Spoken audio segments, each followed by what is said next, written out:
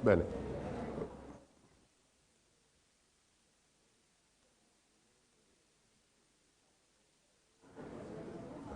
Buongiorno,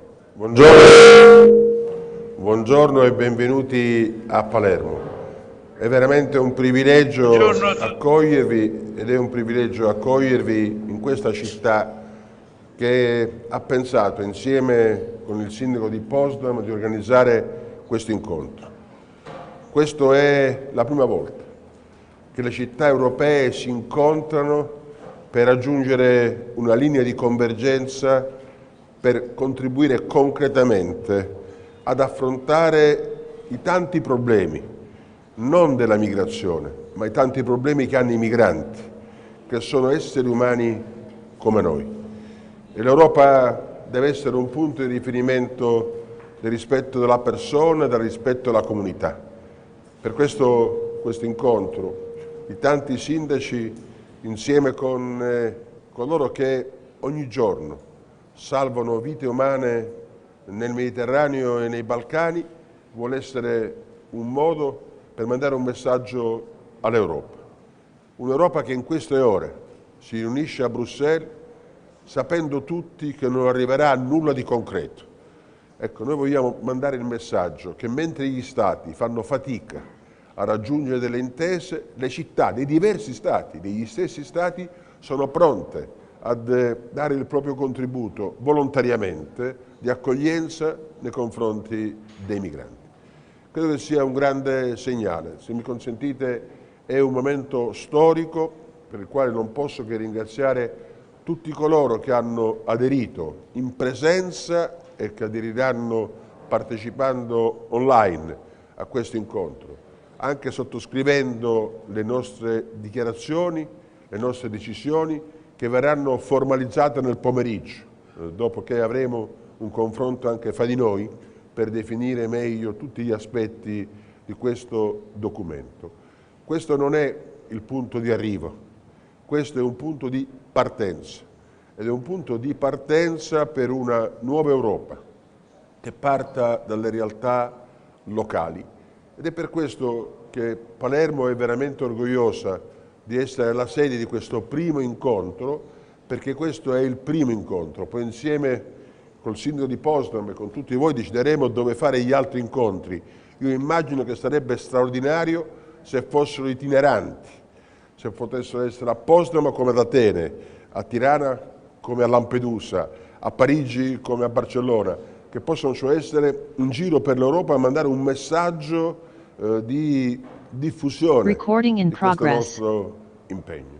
Io credo di non dover aggiungere altro, anche perché sarete costretti a sentirmi durante l'intervento che farò più tardi, e quindi vi dico soltanto grazie per la vostra presenza, grazie per la vostra partecipazione e grazie per la vostra condivisione di visione. Siamo tutti diversi, ma siamo tutti uguali e siamo uniti da un obiettivo. Il nostro punto estremo dell'orizzonte è il rispetto dei nostri diritti umani, dei nostri. E abbiamo scoperto alle sofferenze dei migranti che i migranti ci ricordano quali sono i nostri diritti, non soltanto i loro. Ecco la ragione per la quale questa vostra presenza qui è un modo per dire che noi vogliamo difendere i nostri diritti umani. E il diritto umano alla sicurezza è un diritto fondamentale, ma in democrazia il diritto alla sicurezza passa attraverso la visibilità di tutti, perché se una persona è invisibile è pericolosa, ed è pericolosa per sé e per gli altri. E fa poca differenza se è pericolosa perché è un criminale latitante o perché è un Luca Orlando senza documenti. Chi è invisibile è pericoloso. Noi siamo per la sicurezza, ma la sicurezza in democrazia passa attraverso il riconoscimento dei diritti di tutti. In dittatura la sicurezza è alternativa ai diritti, ma noi abbiamo fatto tutta una scelta democratica e quindi siamo certamente contrari a quella sicurezza, ma rivendichiamo la nostra sicurezza che passa attraverso il rispetto di tutti e di ciascuno. Io sono persona, noi siamo comunità, è quello che è scritto nella Carta di Palermo, che abbiamo approvato nel 2015. Io sono persona che è in alternativa agli egoismi individualistici. Noi siamo comunità che in alternativa alla soffocante appartenenza a gruppi chiusi, famiglia, parrocchia, partito, cosca, clan. Ecco, io sono persona, noi siamo comunità, è il modo migliore per dirvi grazie e benvenuti. Dopo di me prende la parola Mike Schubert, che voglio ringraziare per il contributo dato a questa iniziativa, che insieme con noi ha organizzato questo incontro, e lo voglio ringraziare per il contributo che ha dato sin dall'inizio di questo percorso. Ovviamente, se mi consentite, il grazie maggiore è al consorzio delle organizzazioni non governative che hanno in qualche modo fornito il loro impegno per consentire a noi sindaci di aprire gli occhi, la bocca e le orecchie e di comprendere meglio quello che sta accadendo. Grazie ancora e buongiorno. Vai.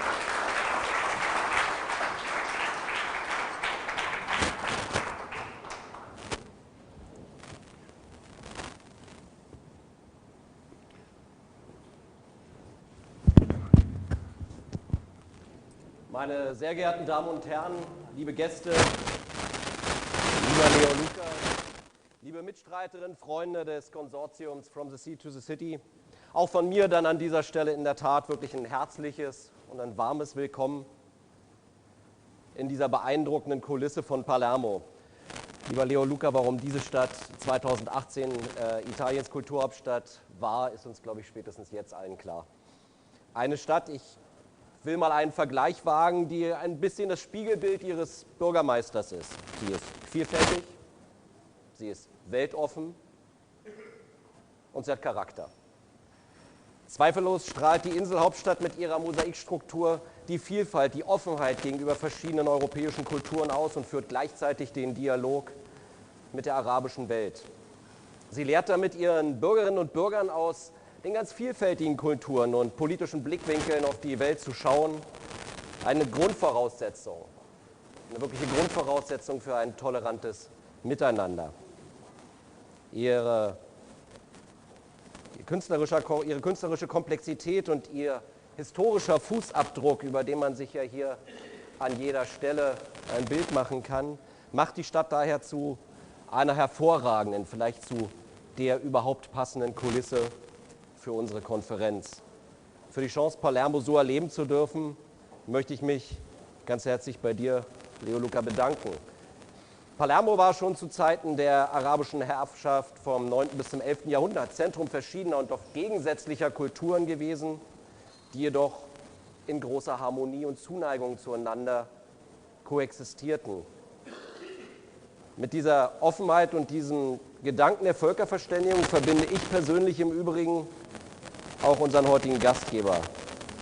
Man sagt, wer einmal nach Palermo kommt, der kommt immer wieder, denn wir haben es mit einer wandlungsfähigen Stadt zu tun und zeigt Charakter. Meine sehr geehrten Damen und Herren, Bürgermeister Orlando hat überall in Europa genauso inspirierend auf Menschen gewirkt wie seine Stadt. Zuerst mit seinem außerordentlich mutigen und erfolgreichen Kampf gegen Korruption und gegen die Mafia und dann mit seiner Leidenschaft für die Verteidigung von Menschenrechten all derjenigen, die es selber nicht tun können. Geflüchtete, Migrantinnen und Migranten. Aber für ihn ist es, das wissen wir ja inzwischen, sind es nicht immer keine Migranten, sondern Palermitaner, wenn, wie er so schön sagt immer, und das hat sich bei mir eingeprägt, wer in Palermo ist Palermitaner. Die alte Hafenstadt Palermo war schon immer weltoffen. Hier ist man also an Migrantinnen und Migranten gewöhnt, immer widerlegen im Hafen von Palermo die Schiffe an mit auf dem Mittelmeer geretteten Migrantinnen und Migranten. Das ist schon fast Routine, aber es ist tatsächlich, es ist wirklich eine Routine. Eine Routine, die an der EU-Außengrenze als gemeinsamen Nenner ihres einsamen Schicksals teilen. Sie wurden damit alleine gelassen, und zwar mit einer Last, die sie alleine gar nicht tragen können.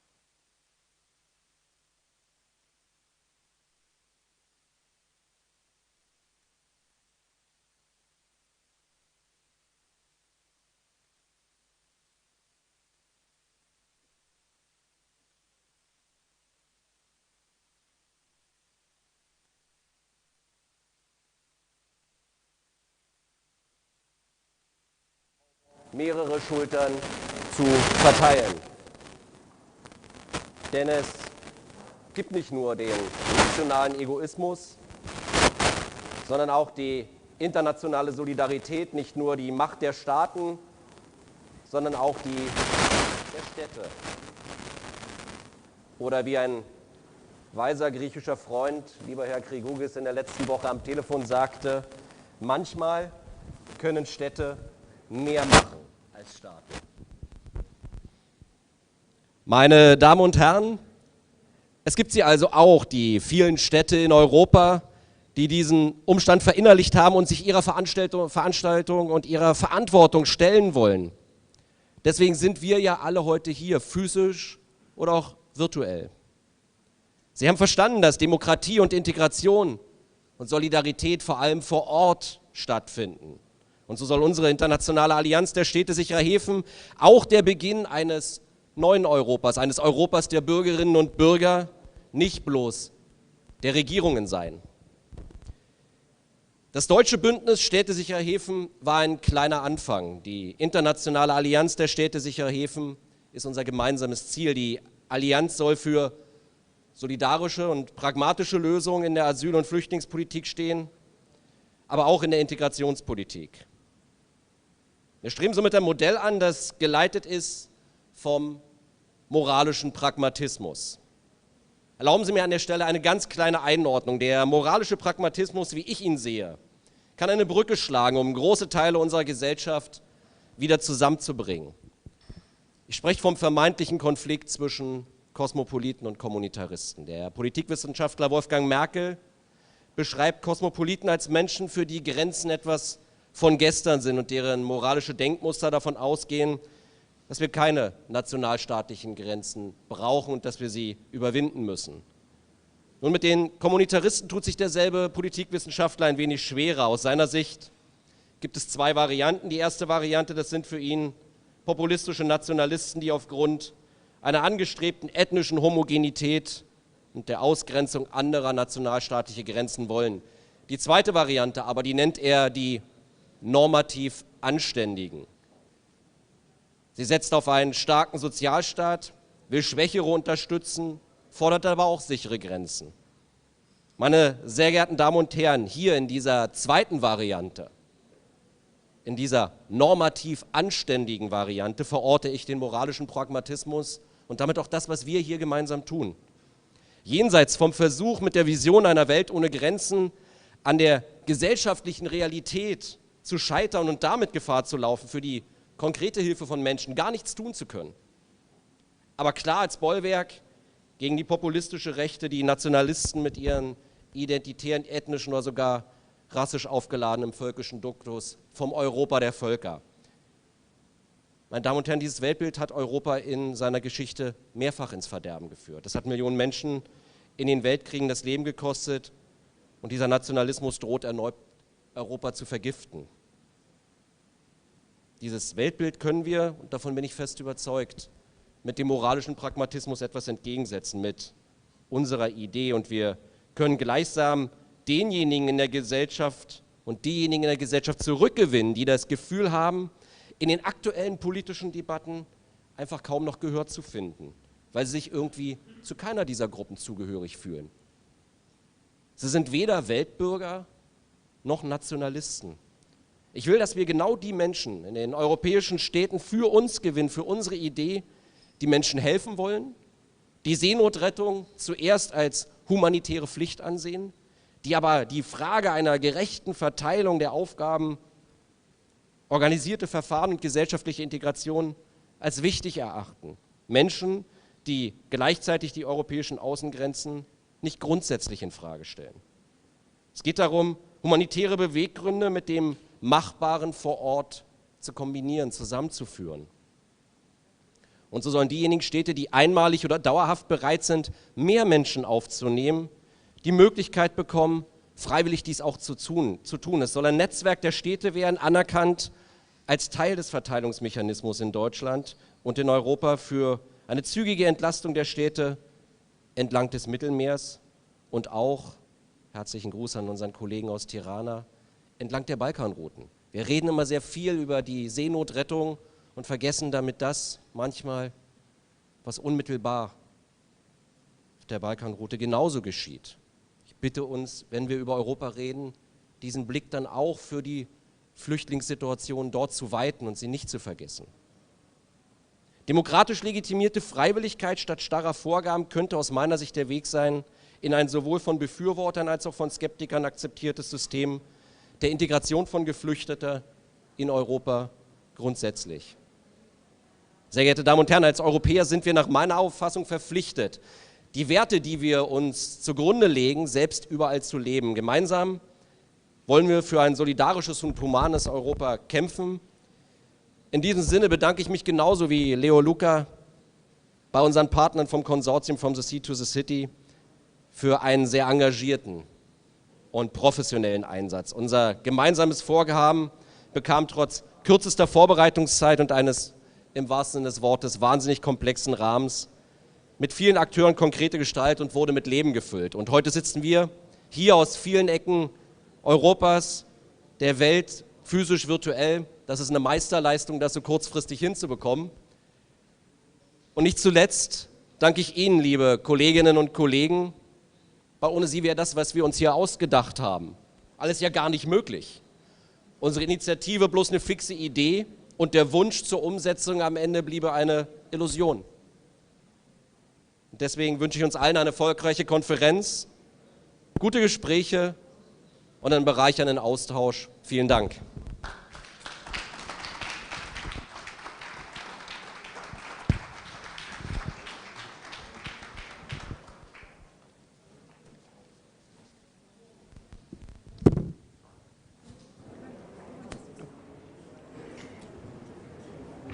Buongiorno, adesso ho il piacere di chiedere a Maria Cuffaro di raggiungere il palco per coordinare questa nostra tavola rotonda, ringraziandola ancora una volta per la sua presenza a Palermo. Lei ama Palermo e tutte le volte che c'è un'occasione di venire... E sono palermitana. E nessuno è perfetto, lei è palermitana.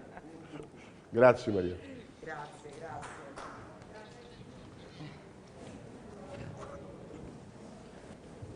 I wanted to say welcoming words from the Sea to the City, from the consortium. Of course.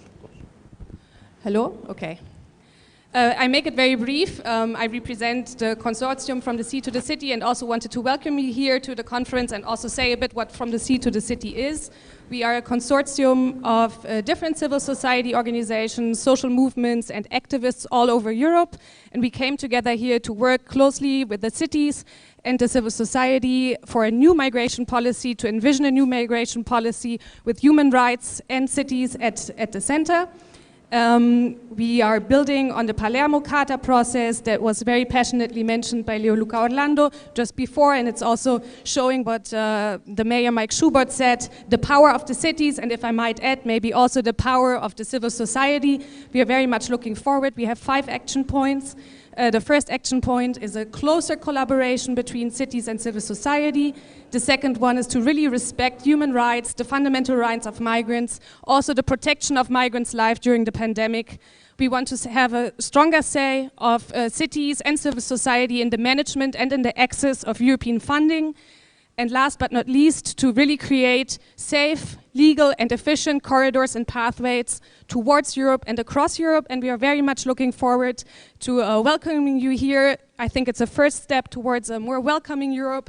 We hope that this is also a first step towards a closer collaboration between civil society and cities, to really have like the power of the cities and show that a Europe that is welcoming and not deterrent and doesn't externalize is possible. And we hope that this is a really good first step, and very happy to be here with all of you. Thank you.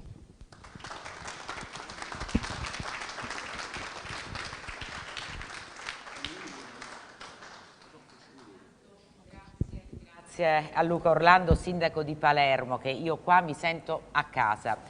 Solo brevemente 2 cose che riguardano come si svolgerà questa conferenza. Io ho pensato di tenerla in inglese perché per la prima volta abbiamo città tedesche, francesi, italiane, poi forse non ci sono città inglesi, ma non si sa mai, anche loro potrebbero, come dire, o irlandesi. però ho scelto l'inglese e per alcuni sindaci italiani, perché altrimenti insomma, mi si confonderebbero le idee con troppe lingue. E quindi io adesso procederò con l'inglese e l'augurio è a tutti voi di un buon lavoro e secondo me è molto importante ascoltare tutte queste esperienze. So, welcome again to this first round table. And it should mark the birth of a federation between cities regarding a huge problem that for the past years has not been spoken at all. It's called migration and rights of migrants and refugees. We will hear from mayors all over Europe. They will share their experience, they will learn about many good practices that have been applied by many mayors. Times are in open contrast with national laws or fill in a European void. Leoluca Orlando, he referred to Europe. I mean, yesterday for the first time since 2018, migration was again at the table. And it stayed there for 10 minutes and it was again said, okay, fine, we will find an agreement in October. So again, we are sort of stuck at the Dublin Convention 2013. And this is why this conference that should lead to a lasting sharing information and alliance is very important. Because where governments fail, I do think that cities can prevail. Because, I mean, they know what is happening in their society. And they know also how to apply concrete measures. You will hear from many, many mayors what they have done so far. And this alliance, as they both said before, starts because two mayors, this European alliance, I mean, there are already national alliances, I mean, especially in Germany, because two mayors, a Sicilian mayor, Leoluca Orlando, and a German mayor, Mike Schubert, from Potsdam, joined forces and had a dream. So usually things start off with a dream, which is, well, very, very beautiful. And Palermo, I think, is also the right city to host this conference. As Mike Schubert pointed out, this is a city that has seen various cultures, various dominations, and it has always maintained an openness to other cultures and other religions. Just think that this is the city of Federico II von Hohenstaufen, and there is also a link to the Germans, of course, and his teachers were an Italian, most probably a Catholic, and an Arab imam. He spoke 6 languages. He spoke, of course, Greek, Latin, but he spoke also Arabic. So this is a city where culture since centuries, much before we had the Renaissance up in central Italy, I mean, it opened up. So this is no wonder that everything starts from here, and everything starts with Orlando. As you know, he is a mayor that stands up for human rights, stands up for what he thinks is right. And recently, he gave rights to migrants and refugees. I mean, just imagine having a valid ID card, as simple as that. They're constitutional rights. That means that people look for a job, can book for an apartment, rent an apartment. They are not anymore pushed away and invisible, and then you know what happens. And so he is, of course, no newcomer to courage. I mean, as you know, in the 80s, he's been calling with success for a general cultural uprising against the culture of mafia. As you know, it is a battle that is still going on, but he started it. And so that denotes great courage, great determination. And so I'm really very, very happy to be here. So now of course I want to start with Leoluca Orlando. I want to give him the floor. And many things have already been said in the introduction, but I would like him to explain why a welcoming policy, opening up cities, how does it culturally affect the city? We are used in Italy, but not only in Italy, thinking that If you give migrants and refugees right, you are up for a political disaster at the next elections. With discontent, xenophobic reactions, but in Palermo this did not happen. Why? Thanks, Maria, for this introduction, and I just wish to start speaking about today. And I wish to speak about virus, about digital, about human mobility. Yes, because I think that never in the history of humanity we have discovered how important is the connection between the human lives and the global dimension. Virus, involving more states, more...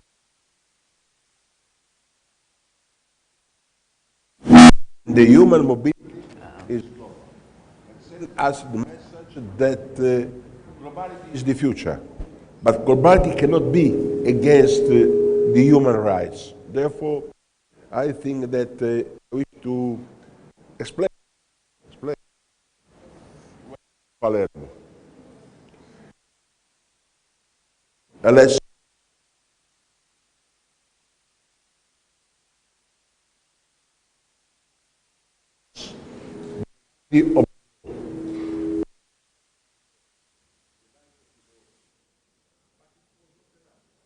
we want against mafia, legality of the law, but the sufferance of migrants indicate to us just another legality, the legality.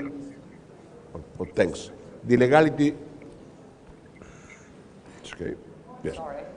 The legality. I think. Yeah, it's on. The legality of the rights. So Palermo passed from legality of the law to legality of the rights.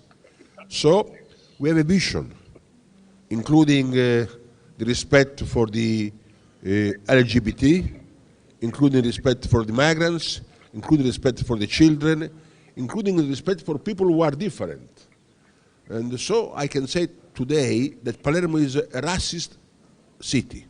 We are racist because we defend the only existing race, the human race, who makes distinction between the races, prepares intolerance and genocide. The second, the lesson coming from the migrants is that identity does not come from the blood of the parents. Identity comes from our freedom. Somebody coming from Bangladesh can decide to come in Europe and to have something like a cocktail as identity. Just something putting together sensibility from West and from East, from North and from South. So my opinion is that we have one race, human race, and 8 billion of identities. My identity is not the identity of my brother. My identity is not the identity of my father. My identity is not the identity of my daughters. Why I'm just saying all this? Because we need a vision. And I think that this alliance of cities starts from a vision. The mayors, they have to respect the human beings. The role of the mayors is, first of all, to respect human beings. But to respect human beings, we need the people be visible. Now I speak about concretely, about the Palermo experience. Because if you are invisible, you are dangerous. And there's no difference between who is invisible because he's a criminal fugitive or because he's a Leroux Orlando without documents. So I think that what we need is to be the possibility as mayors to let everybody to be visible. It is the reason for which I just gave and give the anagraphic residence to the people working in Palermo. Anagraphic residence, it means to give them the possibility to work not in black. It means possibility just to rent an apartment not in black. One of these migrants is awful word, migrant. Let's try to find another better word than migrant, because migrant just indicates separation, imagination. It means just something that is really, really preparing the intolerance. I mean, and one of these migrants in an interview said, I say thanks to the mayor Orlando. I don't know him, but I wish to say thanks to him because he gave to me an geographic residence. And now finally I can pay taxes. Yes, taxes.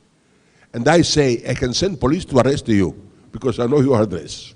I mean, do you understand that security in a democratic state pass through the human rights? As I said before, in dictature, the security is alternative to human rights. So we try just to welcome everybody, we make no distinction, and I think that today this alliance of cities is very important because we send a message, a concrete message, that I wish just to say together with the first duty, to rescue human lives. I wish to say thanks to all the NGO, just spending their time to rescue human beings. Because if I am in the sea, I am a human being. There is no difference between a migrant, between a fisherman, between a sailor. There is no difference. I am a human being in the sea. And the European Union has to take care of the life. Because we are living a genocide in Mediterranean area. And it is a terrible genocide of people not stopped, as happens in other parts of the world, on the land, but dying on the sea, just dying on the sea. And I think that my proposal, our proposal that I sent to President of the European Parliament, David Sassoli, to President of the European Commission, Ursula von der Leyen, was to just have a REX, Rescue European Civil Service. Just a civil service, European civil service, just supporting what the NGO are doing, but just not only leaving to them the role to save the human beings. And I imagine a Europe that prepares just boats, prepares young people to rescue human beings in the Mediterranean. Because in this moment, European states are discussing about the quotas. How many in Italy, how many in Germany, how many in Spain, how many in Greece? It's exactly, we are losing time. And when we are discussing about that, people die in the sea. Thanks, Maria. Thank you very much.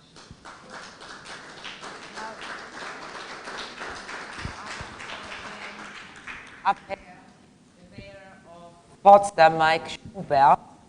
And as you see, we have 4 chairs. Afterwards, I mean, as they're full, I will ask you to get down and we'll fill them up slowly. But first, let's please, Mayor. So, as you said lengthily during your introduction, I mean, this alliance, you started it with Palermo, and you already had started an alliance of cities as safe harbors in Germany, the hundreds of cities, which is quite an achievement to have cities that will go even against government rules and regulations because in what they believe. So first of all, how did you manage to get this alliance on board and to keep all these hundreds of cities, which are, I imagine, with different political mayors? I mean, and so you say that where nations fail, cities usually prevail. I mean, in this case, how? Explain to us, please.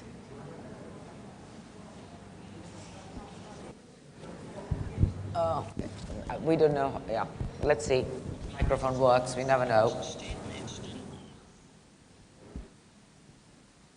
Also auch wenn die Technik in Teilen ein wenig aussetzt. Es geht im Endeffekt darum, wie ist es uns gelungen, so ein Bündnis überhaupt in die Welt zu setzen. Und ja, es ist nicht nur Enthusiasmus, weil es gelingt uns ja gemeinsam etwas zu machen über Ländergrenzen, über Parteigrenzen hinweg, und es gelingt uns ein zweites Mal. Es ist uns in Deutschland mit dem Bündnis städtesicherer Häfen gelungen, jenseits von Parteigrenzen Bürgermeisterinnen und Bürgermeister für für eine Idee zu begeistern. Und ich bin fest davon überzeugt, dass uns das auch gemeinsam von hier ausgehend für Europa gelingen kann und wir das gemeinsam erreichen können. Warum glaube ich, dass wir das schaffen können? Wenn wir uns orientieren an dem, was Kommunen leisten können, wenn wir uns daran orientieren, was jeder von uns einbringen kann und nicht mit starren Verteilrhythmen arbeiten miteinander, und Leo Luca hat auf Verteilschlüssel hingewiesen, wenn wir ein Stück weit wegkommen von dieser Diskussion und die Freiwilligkeit und auch den Mut zu kleinen Zahlen haben. Was will ich damit sagen? Ich habe, als wir vor 2 Jahren mit einer Delegation aus Deutschland auf Lesbos im Lager Moria waren, gemeinsam mit Vertretern der Seebrücke und gemeinsam mit der evangelischen Kirche, da hatten wir im Nachgang eine Diskussion, die ein wenig vergleichbar ist mit dem, was wir hier heute erleben. Im Vorfeld gab es in Deutschland eine Diskussion, angeführt von dem Vorsitzenden der Grünen Partei, von Robert Habeck, der sagte, Deutschland müsse sofort alle 4000 Kinder und Jugendlichen aus den Lagern in Moria nach Deutschland holen.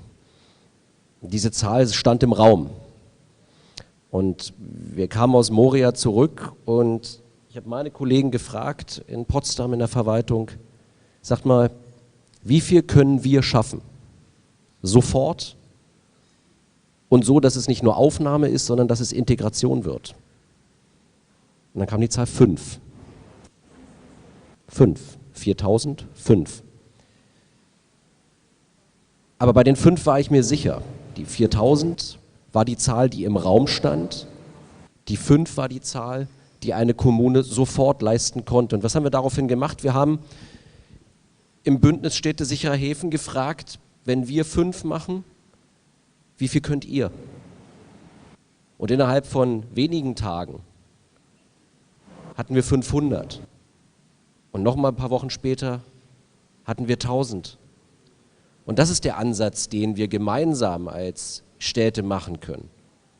Nicht in Europa durch die Gegend laufen und uns gegenseitig mit großen Zahlen erschrecken und auch diejenigen, die eben nicht der Meinung sind, unsere Idee mitzutragen, damit in die Gegnerschaft bringen, sondern über das Gesetz der kleinen Zahlen und über ein starkes Netzwerk der Kommunen eine Situation gemeinsam zu schaffen, wo Integration auch leistbar bleibt, weil auch das gehört dazu. Und sie muss in den europäischen Städten auch so sein, dass die Menschen vor Ort in den Städten sagen, wir wollen das. Es muss demokratisch legitimiert sein am Ende.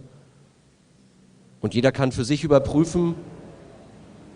Also ich weiß, als ich in meiner Stadt gesagt habe, 5, da haben auch die Bürgerinnen und Bürger gelächelt und gesagt, also bei 5 müssen wir gar nicht drüber reden.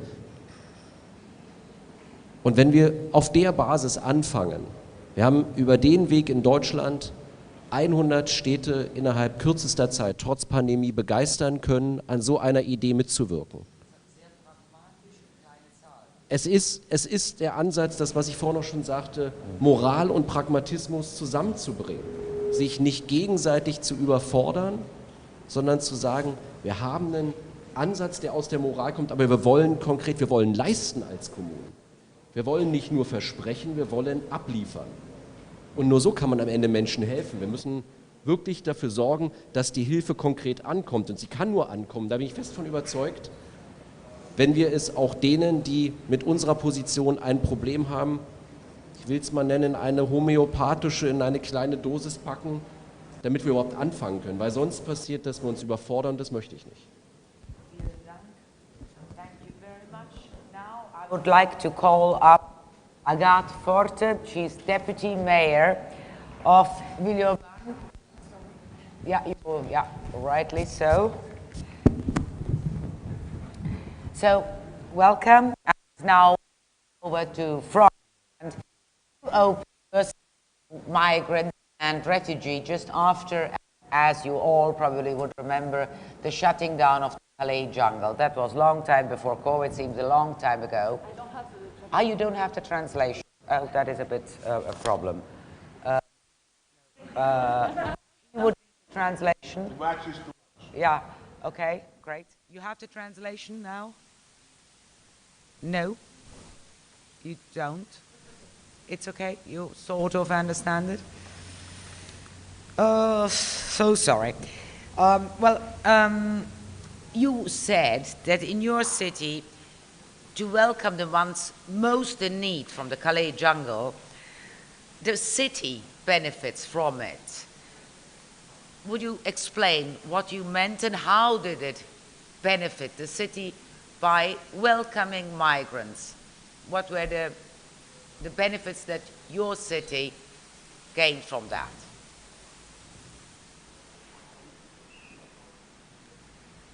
The translation came through? Yes, it's okay. Great. Merci pour l'invitation déjà. Les bénéfices, je crois que c'est, comme on en parlait, finalement de notre rôle de politicien, d'élu, d'aller vers ce en quoi nous croyons. À Villeurbanne, avec Cédric Van Stevendel, le maire, nous posons la question de l'hospitalité dans toutes nos politiques municipales, de façon transversale, avec la volonté de ne pas regarder ces politiques d'hospitalité par le prisme de la charité, mais bien par le prisme des droits humains. Et je pense que ça fait une grande différence. Nous avons concrètement plusieurs points d'appui pour faire cela. L'obligation en France d'accueillir les enfants dans nos écoles publiques, ce qui nous permet, grâce à notre service de santé scolaire, de s'assurer des conditions de vie et de l'accès aux soins de toute la famille. Ça nous amène à notre second point d'appui. Nous avons signé une charte avec la Fondation Abbé Pierre, grâce à laquelle nous nous engageons à diviser par 2 le nombre de sans-abri en 5 ans. Alors pour cela, nous expérimentons le logement d'abord, cet accès à un logement digne sans condition, qui permet d'éviter de trouver des solutions jour après jour et de mettre les personnes, notamment migrantes, en insécurité. Ces personnes qui sont ainsi mises à l'abri de façon durable vont pouvoir s'occuper d'autres sujets qui leur sont importants, comme la santé, le travail. Pour cette mise à l'abri, on développe aussi le logement intercalaire. Comment occuper des lieux en transition, des lieux non occupés entre 2 projets, en sécurisant ces lieux et en les utilisant pour mettre à l'abri, encore une fois, ces familles.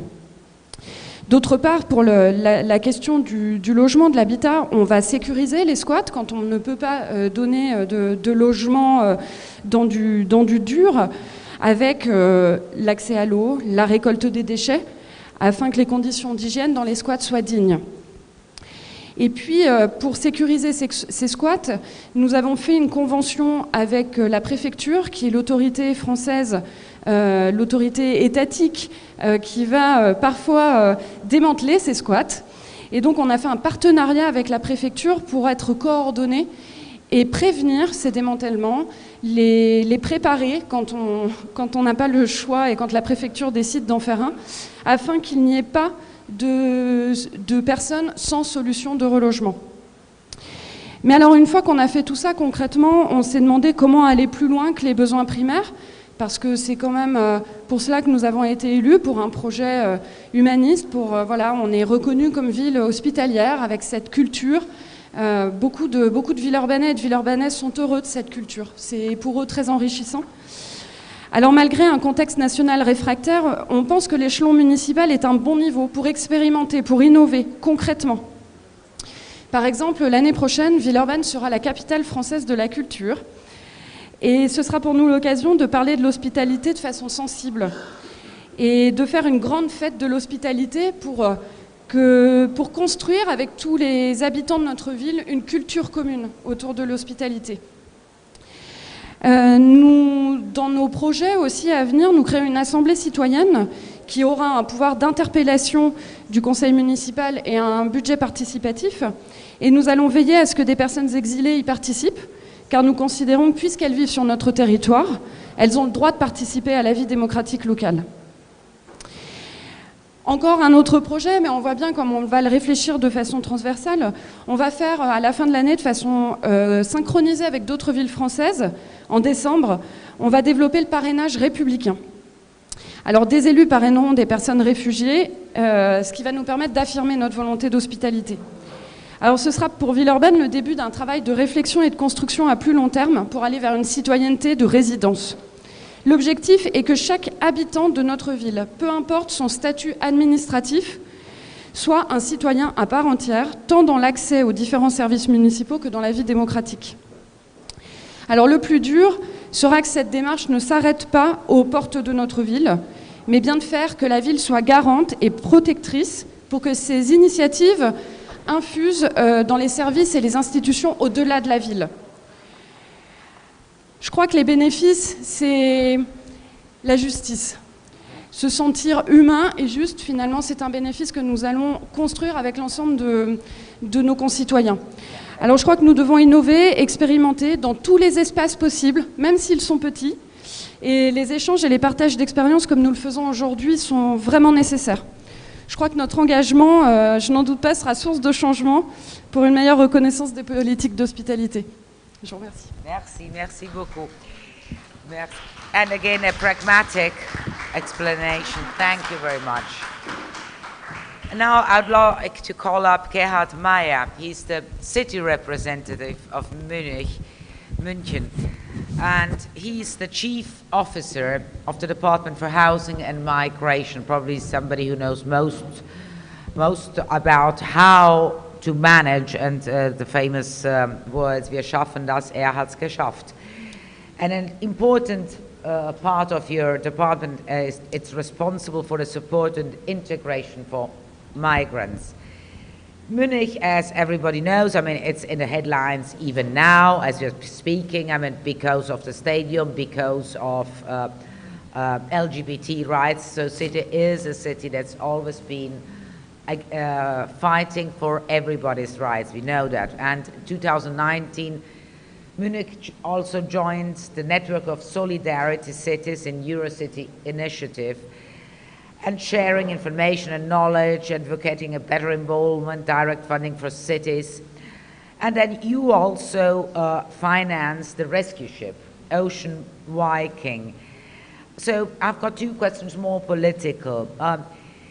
Do you think, I mean, is the collaboration with the European Union working or not? What would you demand from Europe, or what should be done?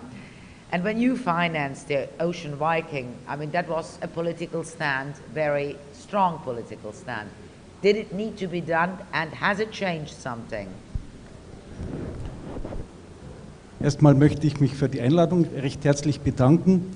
Wenn ich jetzt beginne direkt mit der Frage Ocean Viking, ist es so, natürlich macht so etwas mit der Stadtgesellschaft.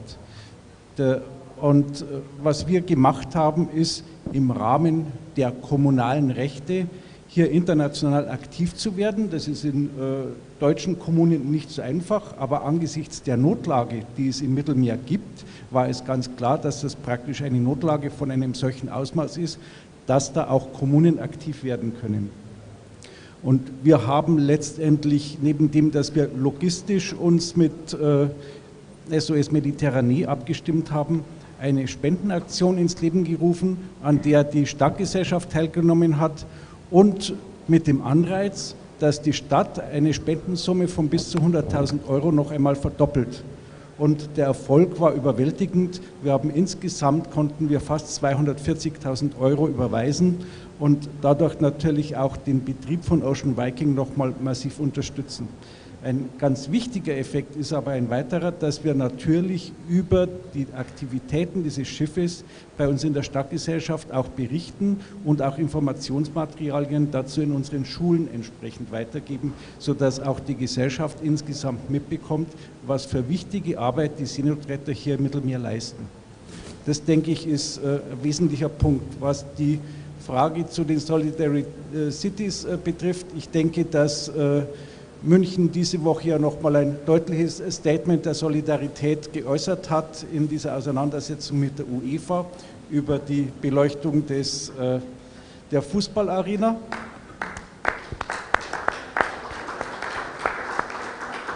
Und da ist es klar, da müssen wir natürlich auch öffentlich dafür einstehen. Und da ist es so, dass unser Oberbürgermeister auch genau die Stadtgesellschaft repräsentiert, und das ist ja wichtig, hier nah an der Stadtgesellschaft zu sein. Das tragen die Münchnerinnen und Münchner wirklich mit.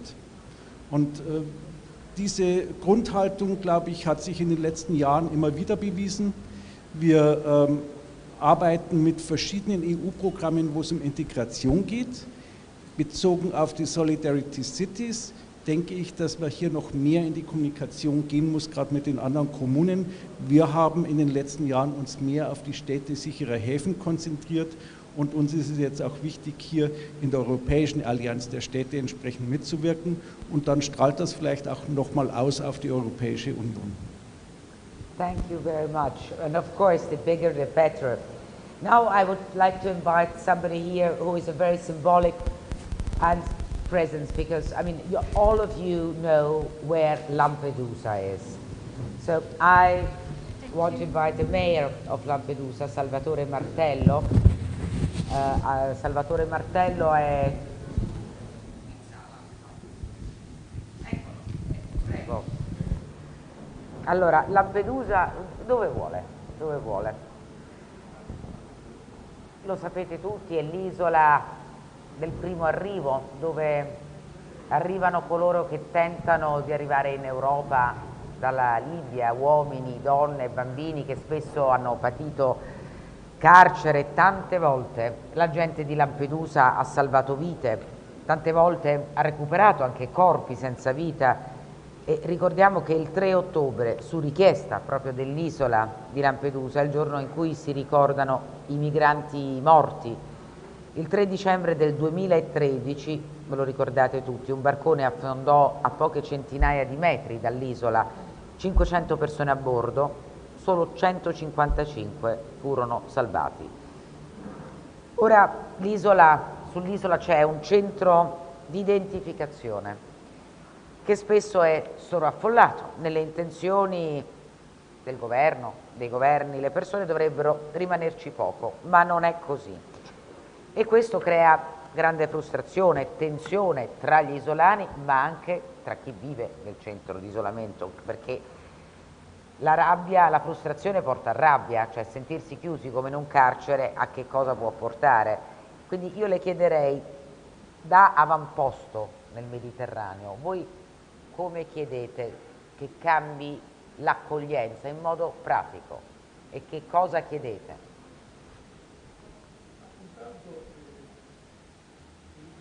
Di rito al sindaco ma anche agli altri colleghi, perché oggi parlare di migrazioni è diventato un'azione da eroi, nel senso che quando si cavalca in maniera esagerata questo populismo che si diffonde in Europa, ogni qualvolta si parla di migranti arrivano quotidianamente minacce di morte o altro tipo di minacce, quindi che oggi parliamo di un fenomeno così importante mi riempie di gioia e ci dà anche il coraggio per proseguire. Noi facciamo un errore, secondo me, nell'impostazione dell'argomento, del fenomeno. Noi in Italia, ma anche in Europa, ma in Italia nel caso particolare, parliamo solo ed esclusivamente di emergenza dell'accoglienza. E tutto il discorso, il ragionamento si sviluppa su come deve essere accolto il migrante. Quando si parla di redistribuzione dei migranti in Europa, la gente fa confusione, perché pensa che i migranti che scendono in Sicilia, che arrivano nelle coste italiane, siano rifugiati. E quindi già si fa una distinzione in partenza tra l'accoglienza al rifugiato e l'accoglienza al migrante economico, dove nella discussione europea non esiste il migrante economico. Nelle discussioni che abbiamo in Italia non esiste la politica sulle migrazioni. E la cosa che sconvolge i cittadini, la cosa che sconvolge l'opinione pubblica è che coloro i quali sono interessati, sono stati eletti per fare le proposte in Parlamento, li fanno solo ed esclusivamente sui social, in televisione o sui giornali. Ma noi li paghiamo per questo motivo. E l'Italia si è rifiutato perfino di discutere il documento dell'ONU sul Global Compact for Migration 3 anni fa. E quindi che cosa è successo non parlare di questo argomento? Succede una cosa semplice, che da un lato c'è una parte politica, che sono quelli che continuano a seminare odio, a parlare contro i migranti, a parlare contro l'accoglienza, a parlare contro di tutti, e dall'altro lato il silenzio, che è la cosa più pericolosa, perché tutti si spaventano di perdere un punto in percentuale nei sondaggi che si fanno, però non si rendono conto che non parlare provocano più danno che parlare. E ora arrivo all'argomento principale. Che cosa succede?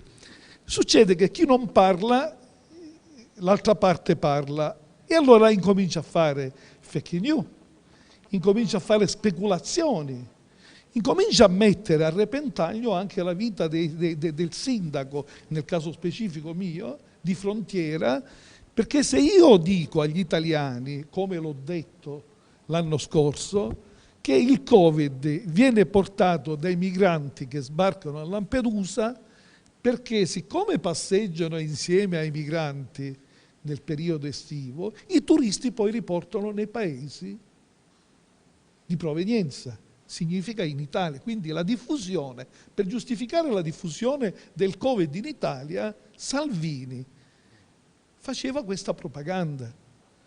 Ma nessuno gli ha detto che era una cosa sbagliata. E lo stesso discorso quando discutiamo dei porti sicuri, e lui ha fatto una campagna sfegatata che tutti i porti d'Italia fossero stati chiusi, quando io a Lampedusa stentavo a dimostrare che ancora in quel momento che c'era l'intervista il porto era aperto e che era solo demagogia sponsorizzata anche da alcune testate giornalistiche che l'appoggiavano in maniera esagerata su questo argomento. Però c'era il problema dell'ONG. Dal momento in cui c'era una discussione sull'ONG si scatenava il finimondo.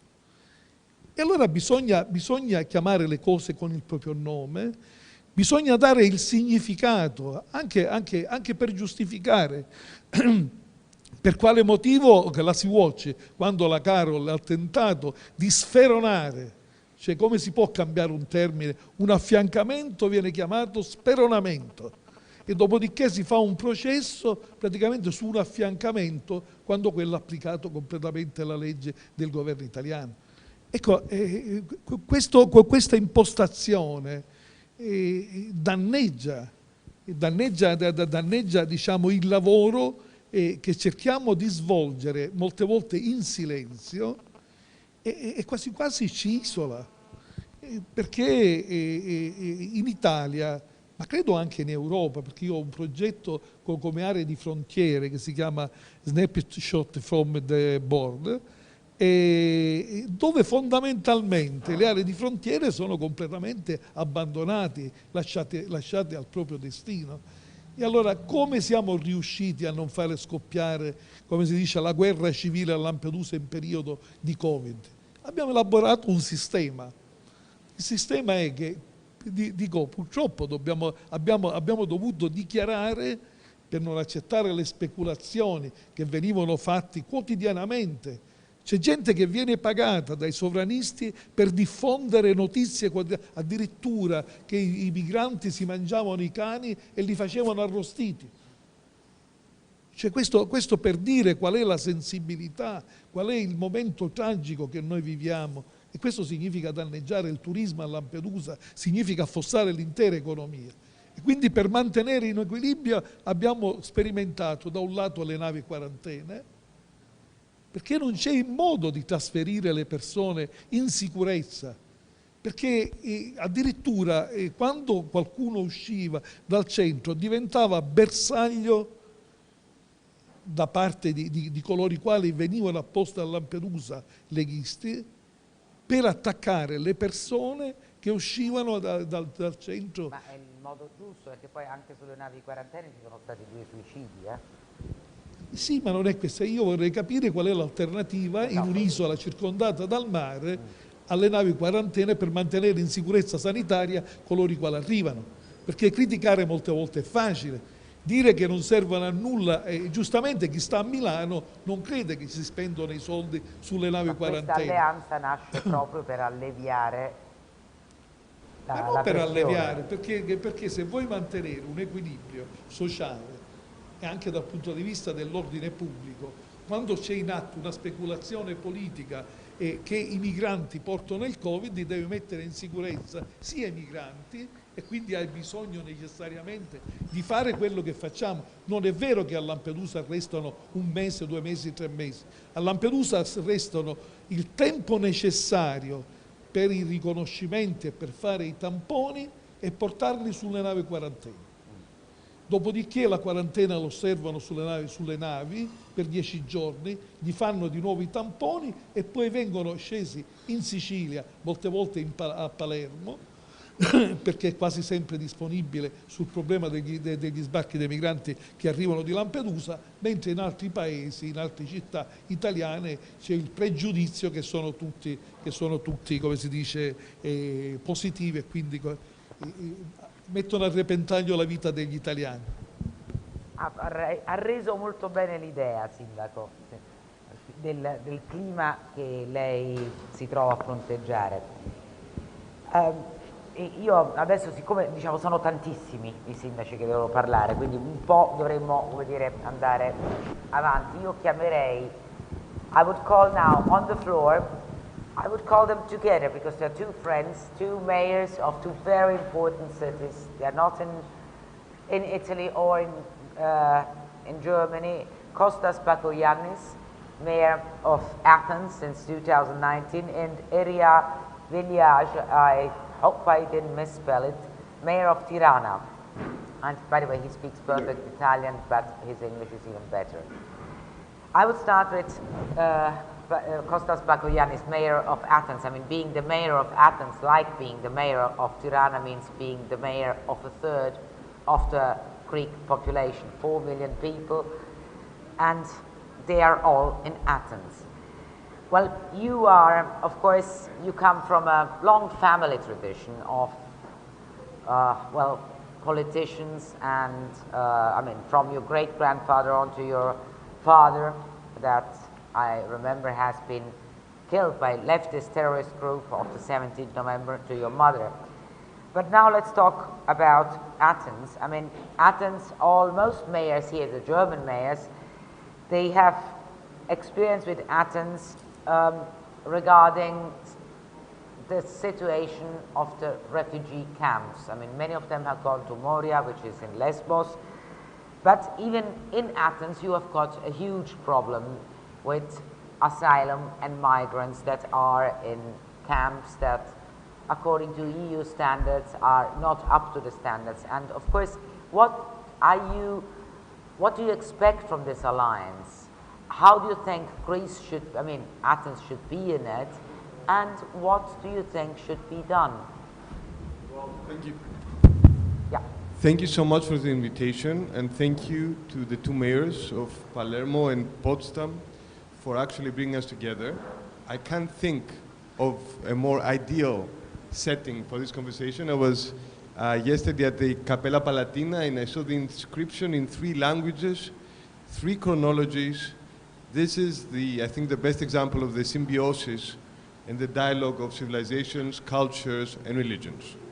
Now, as you mentioned my family tradition, I should also say that I'm very, very proud to be the son of an immigrant and a refugee. Actually, my father, during the dictatorship, found political asylum in München. So gratitude to Germany and gratitude to München for actually keeping us safe at a very tough period of time. Where is Athens right now? Athens has had a very tough few years. We had an economic crisis, we had a financial crisis, we also had to face the challenge of responding to the waves of refugees and immigrants. Here let me make a parenthesis, because language is important and semantics are important.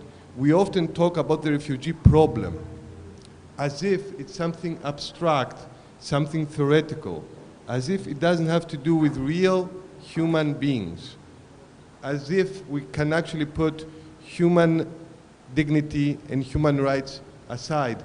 That is not possible. But today, after this tough time, Athens is at a good point. I'm not trying to beautify anything. I'm not trying to say that things are perfect, but we have made progress. Number one, you may have heard of the Golden Dawn, the fascists, ultra right-wingers, neo-Nazis. They are defeated. They are defeated politically, they are defeated socially, and they are defeated legally. And they are now in prison where they belong. And this has been an achievement of an alliance that crossed political and ideological boundaries within Greece. And that's what's important, because our democracy today is stronger than ever. Our institutions are actually stronger than ever. But at the same time, we still have a long way to go. As you said, we're the only, I think, European capital that hosts such a big center for refugees. But they're basically stuck there. Excuse me? They're basically stuck there. No, they're not stuck there. Yeah. But we are the only European capital that actually hosts such a big center.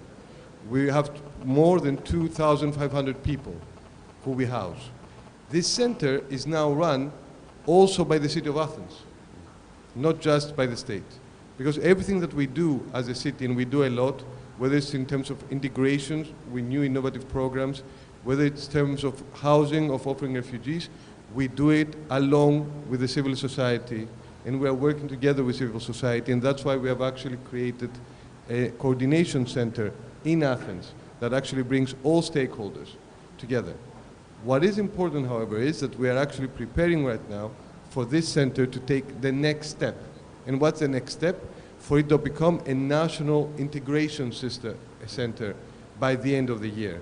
Because I think we all agree that the challenge is to move from crisis mode to actually long-term planning. What do we expect from this alliance, and why we are so happy to join it? Not only to share experiences, not only to share ideas and good practices, but also to speak with one voice. And we have to be very, very clear. Because, if I may be blunt,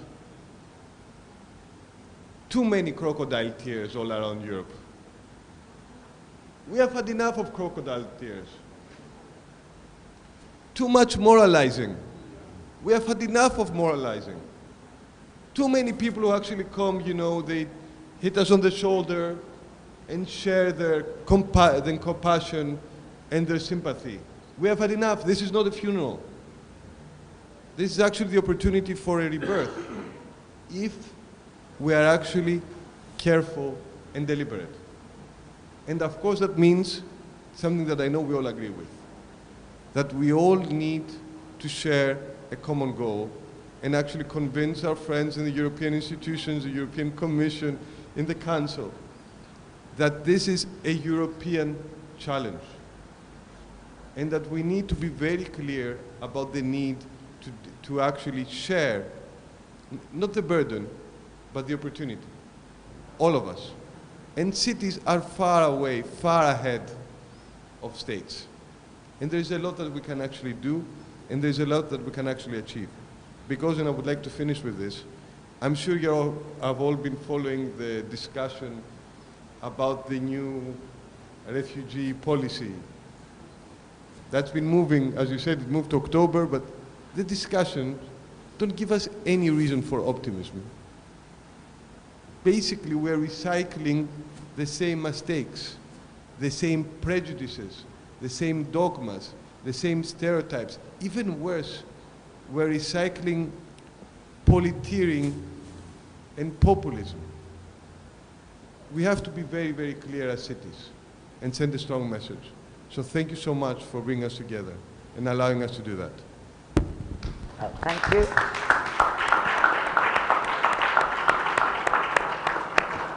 Now I'd like to cross the Adriatic, and I hope I get to pronounce it, Erian Veliaj, young mayor of Tirana.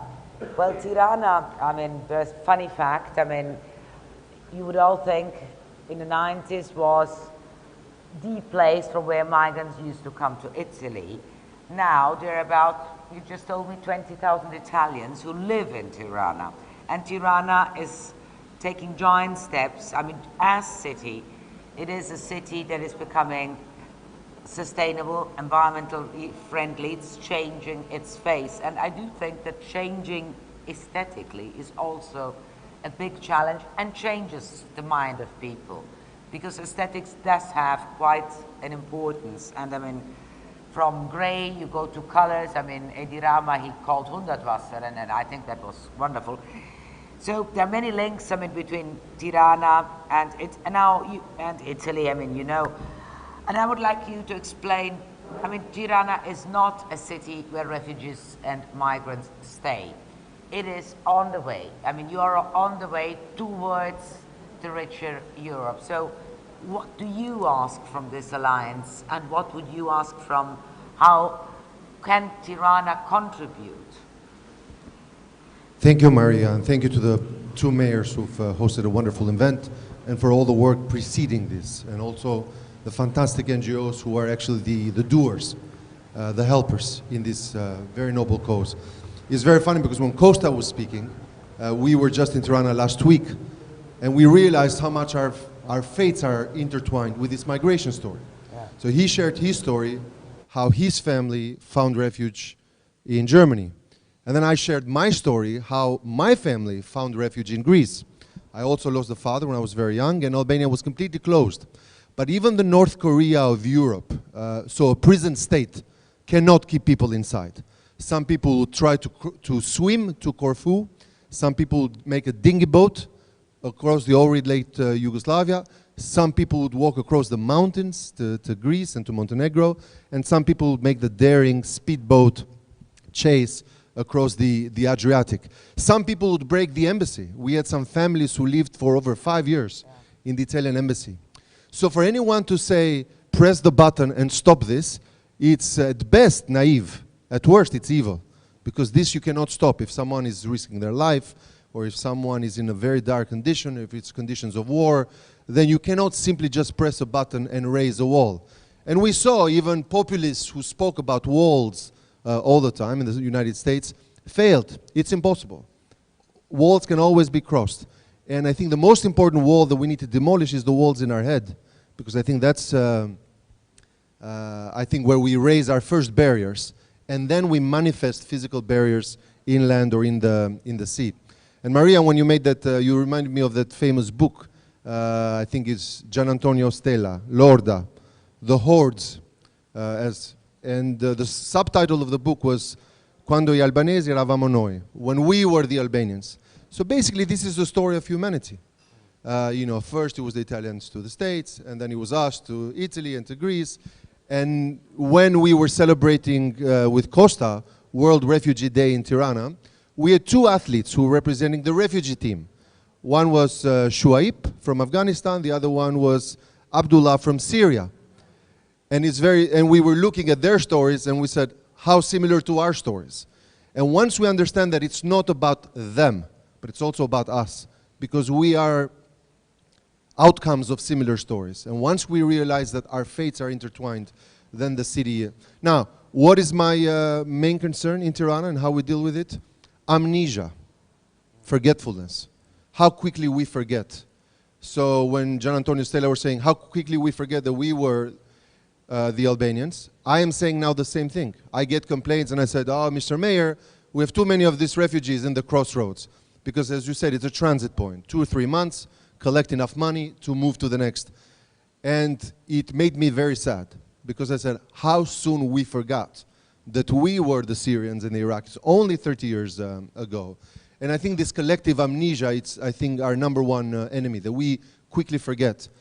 We take pride on being, in Athens as well, of being 2 cities that protected the Jews during the Second World War, unlike many cities in Europe.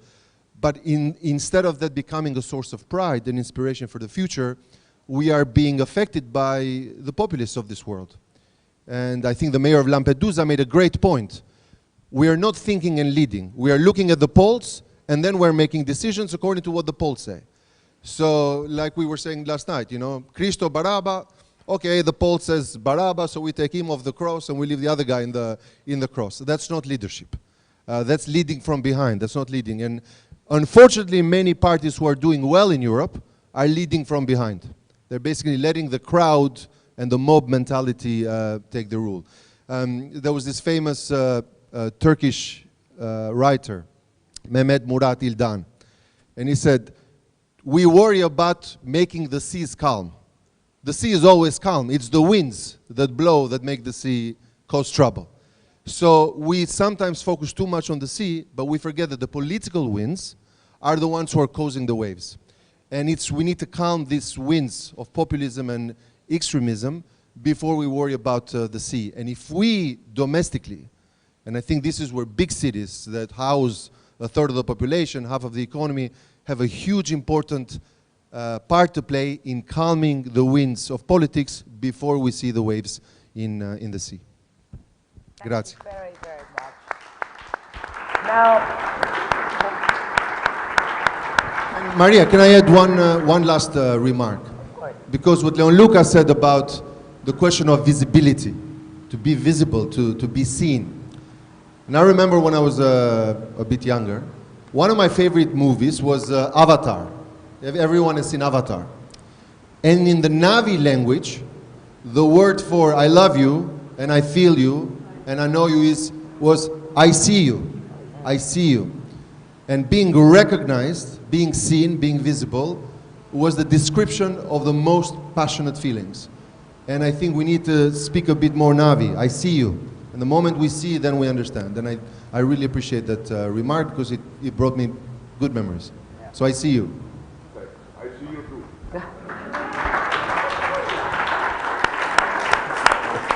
Now, let's see if we can connect with Ioannina, that is a border town in Greece. I don't know if we can connect. Is there, yeah, oh, here.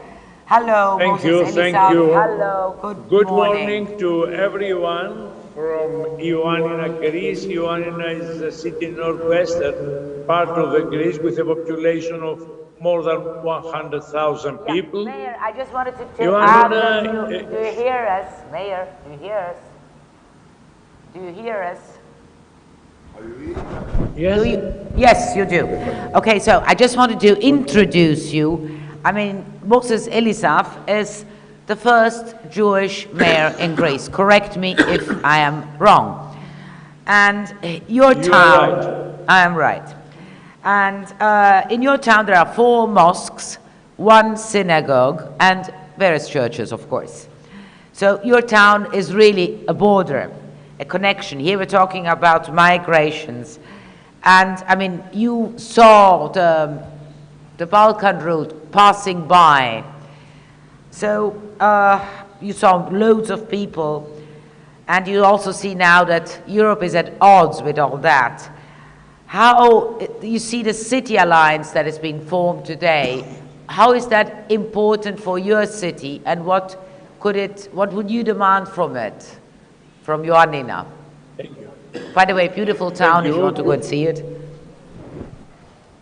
Thank you. Good morning to everyone. Buongiorno from Ioannina, Greece. As I previously mentioned, is a city in the northwestern part of the country with a population of more than 100,000 people.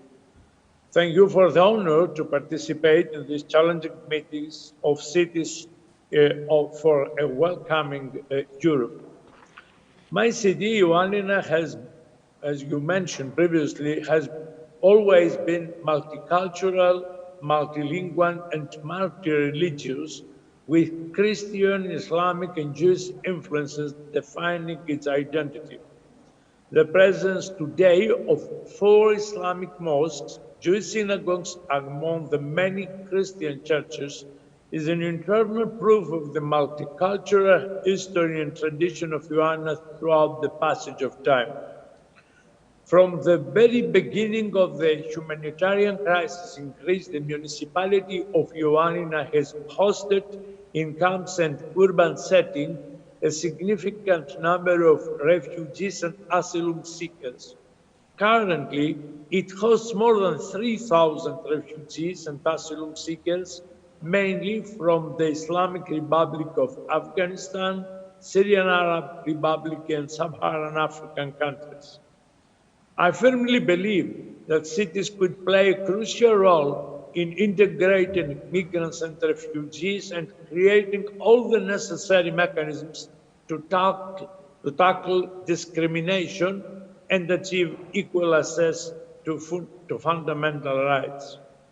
It's worth mentioning some of the municipalities' good practice from the assumption of my duties to support the refugees and migrants in an holistic approach, such as the establishment of the urban working group, in order to coordinate the urban response at the city level with the participation of 15 different actors and stakeholders involved in the provision of a wide range of services to refugees and asylum seekers.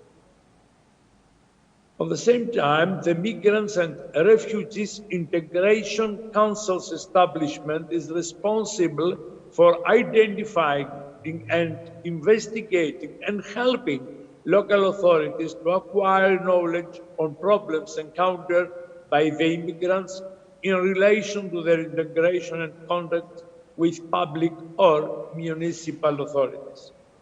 And finally, there is an opening with private funding of the Intercultural Center Academia for Migrants and Refugees, is ensuring that the residing in the Ioannina area is effectively included in host communities. Thank you for the honor to participate and for the time. Thank you very much, and thank you. And now thank you very much. Now again, we go online and we go to Tunis, to Suad Abdelrahim. She's the first woman mayor of Tunis, and she has been it since 2018. No, we don't have her. We will have her some other time. So now we take a short break, and then we will start very, very briefly. So don't go away, just a quick coffee and maybe go to the toilet. That's it. Then we start again with the second round table with the other mayors.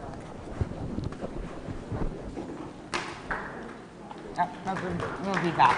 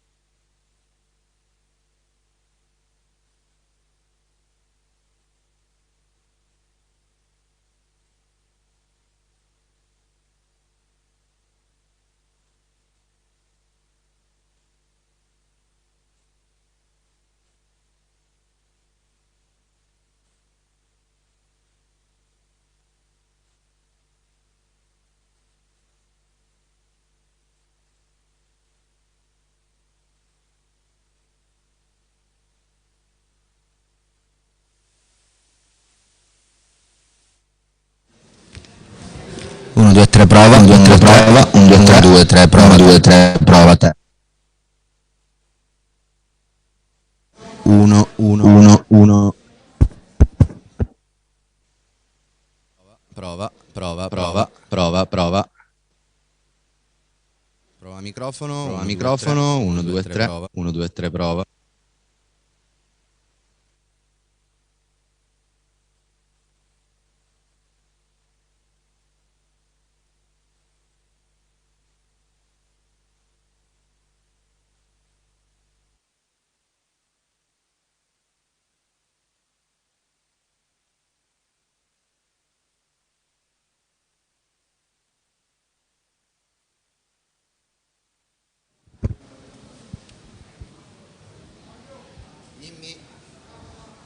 Prova, prova, 1 2 3 prova, prova, prova, prova.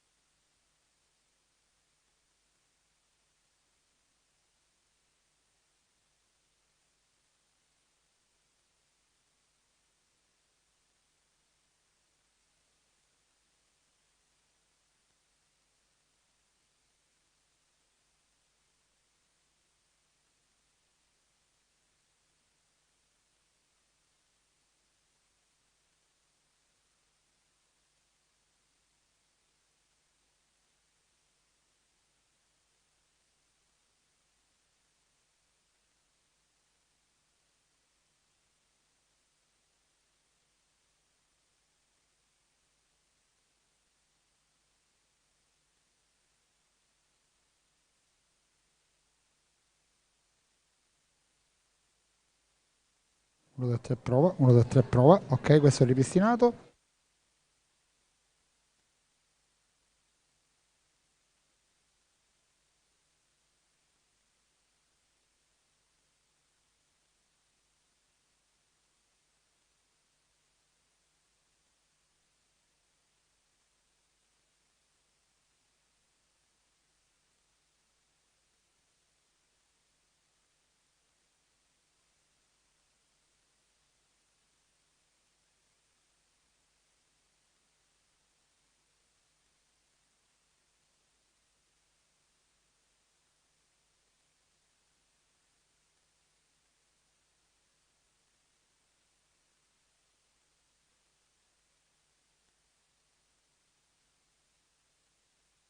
1, 2, 3, prova. 1, 2, 3, prova. Ok. 1, 2, 3, prova. Ok.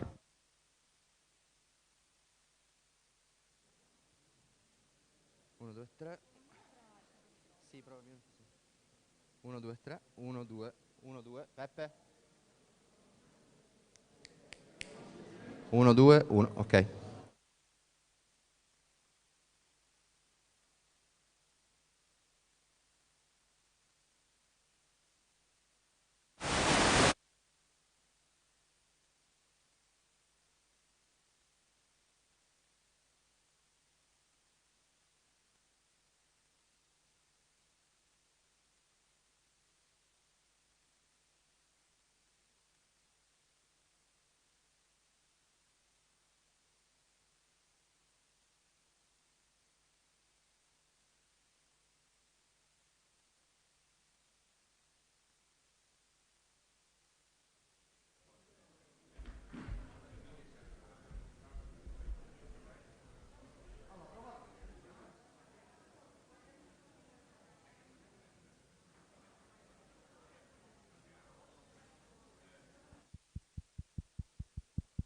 Prova 6, prova 6, prova 6, prova 6, prova 6, prova 6, prova 6, prova 6, questo è l'1. O l'1 vuoi dare alla presentatrice?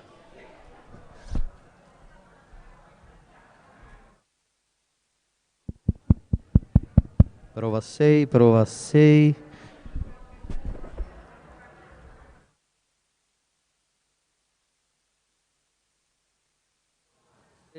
Prova 6, prova 6. Attenzione, sindaco. Aspetta, scusi.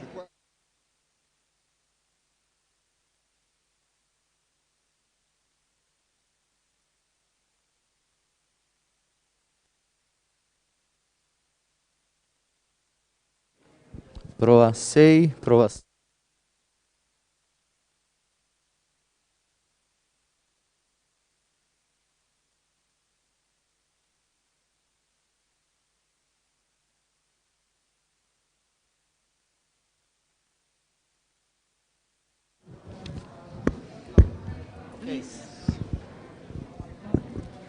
Yeah. Yeah. Let's start again if possible. So, I mean, well, let's start. Yeah, wherever, please. Easy.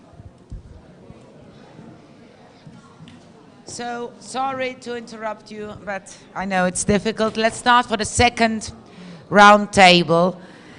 And before we continue hearing the various mayors, I want again to give the floor to Leoluca Orlando and Schubert from Potsdam, because there is a political question that needs to be answered. The mayor of Athens, Bakoyannis, he put it very bluntly: I am tired of crocodile tears. I am tired that in Europe they are not addressing the problem. I'm tired and something needs to be done. So I would like to ask both of you, since both of you you put forward this alliance, how can this alliance be effective at the European level, with the Commission, with the central government? So it does mean that it has to be a lasting alliance, and you need to take political steps. So which ones are? Prima il sindaco di Potsdam e poi Leoluca Orlando, il nostro sindaco di Palermo. Quindi la domanda politica che secondo me è cruciale. Prego. Please. Oh, you don't have. Okay.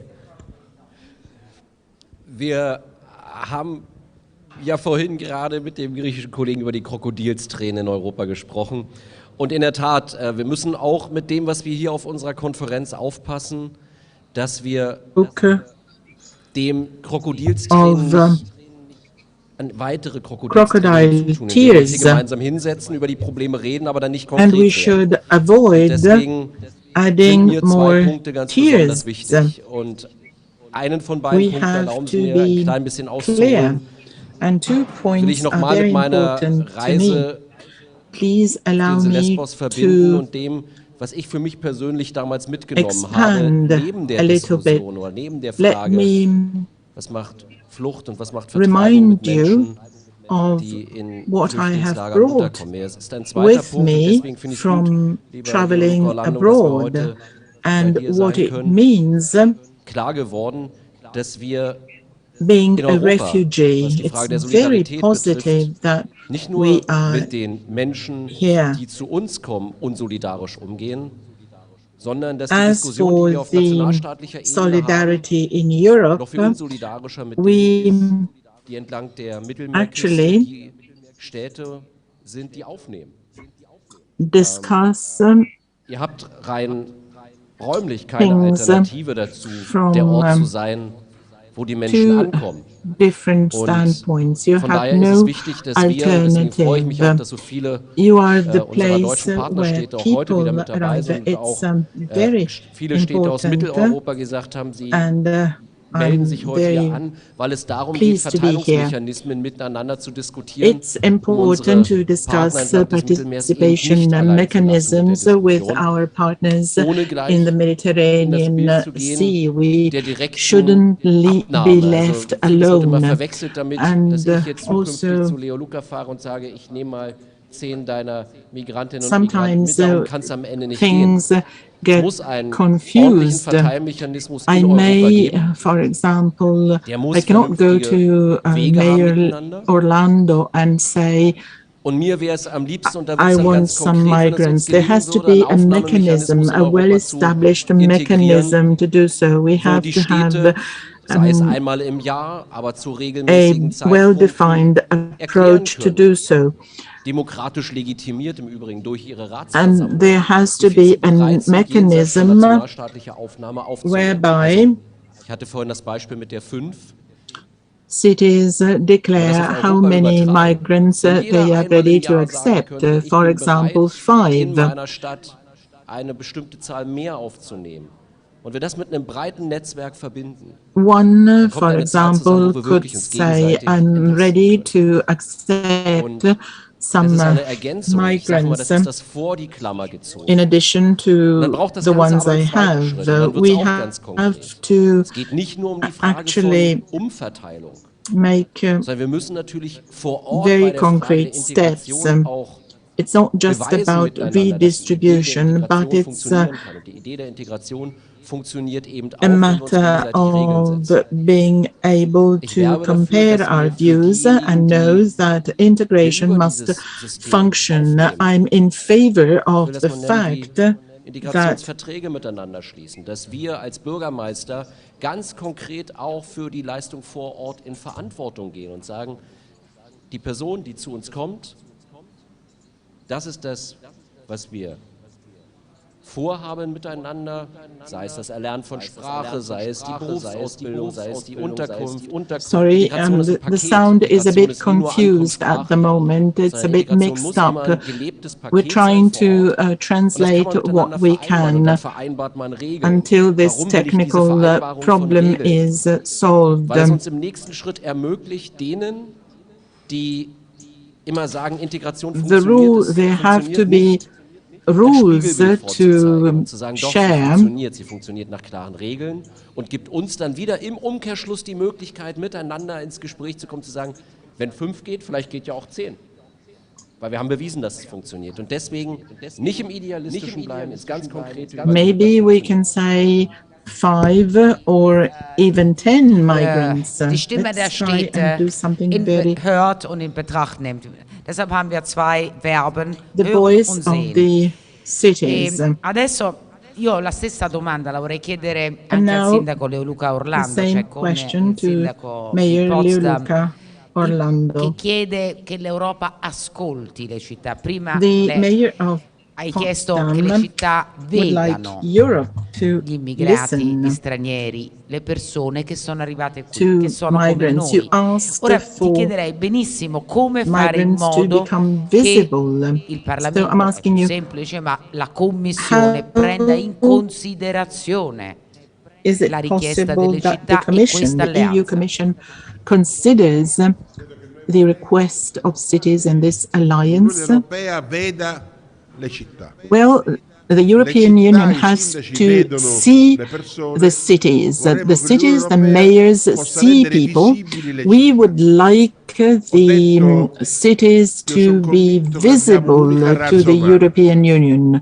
I'm convinced that we only have one human race. I'm a racist from this point of view because I defend the only race that exists, the human race. And if you make a difference between the races, you set the ground for genocide and intolerance. And we are 8 billion identities in the world. Identity does not depend on blood, but on free choice. I'm from Palermo, not because my parents are from Palermo, because I decided to be a citizen of Palermo. At the end of this meeting, I could become a German or a Hindu. And a person from Bengala coming to Palermo may be really a very good mix from the point of view of his or her origins. But then you have a problem of time.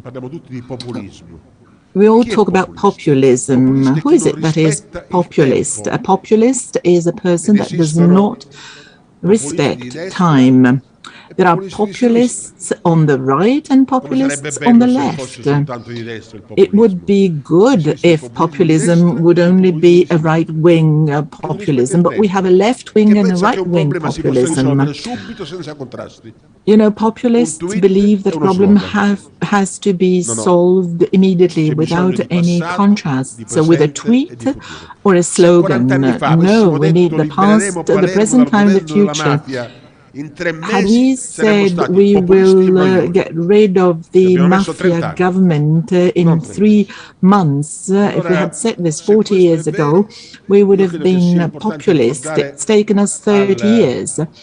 So if this is true, we have to remind cities that human beings existed long before cities existed.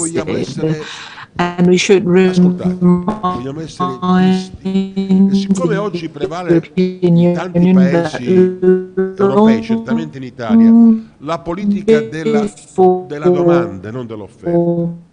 the European Union listen to. We have to be seen in courtesy of demand, not of supply. As the Tirana mayor said, the politicians do what the polls say. It's like Christ and Barabbas. You know, in that case, Barabbas was saved according to the polls. And we have people changing their mind based on polls, based on the demand policy and not the supply policy. So let's play this game. We want European politicians to listen to us. We want to be considered as the subject of a poll, and we want to be listened to. This is the meaning of our alliance. And we don't want to be listened to in an abstract way by the European Union. We shouldn't use as an alibi that it's the European Union that has to be blamed. I want to be heard by the Italian government first. Every mayor should be first listened to by their own governments to avoid the impression that we're all fleeing towards Europe. And then someone will say at some point, let's address the United Nations, but things won't change this way. Thank you, Maria. Thanks to you. Ora io proseguirei ad ascoltare le esperienze dei vari sindaci. I'll start now from Marseille, which is a great, wonderful, very important city in the Mediterranean. Michel Rolla, I suppose in France you'll have the accent, but you are of Italian descent, so it was Rubio Rolla. And she has been elected as first women mayor in Marseille 220. She had to step down because of health problems. Now, Marseille is probably the most diverse city that you have in the whole of France. There you have different cultures, religions that coexist. And what we have always been used to, I mean, in the other cities of France, where, let's say, second generation migrants have been pushed to the outskirts, what famously are called les banlieues. That has not happened in Marseille, has not happened in also a bit Toulouse. So that makes Marseille really very, very special. And you also stated that, well, before COVID, but that your harbor would remain open for ships rescuing migrants and in the Mediterranean. And you have been able also to create a network in France, similar to the network that are created in Germany. And how do you manage welcoming refugees in a city which is already a big city with many and diverse problems? I mean, you have got quite some problems, but you still manage, and how important is integration into the city, not putting them into the outskirts?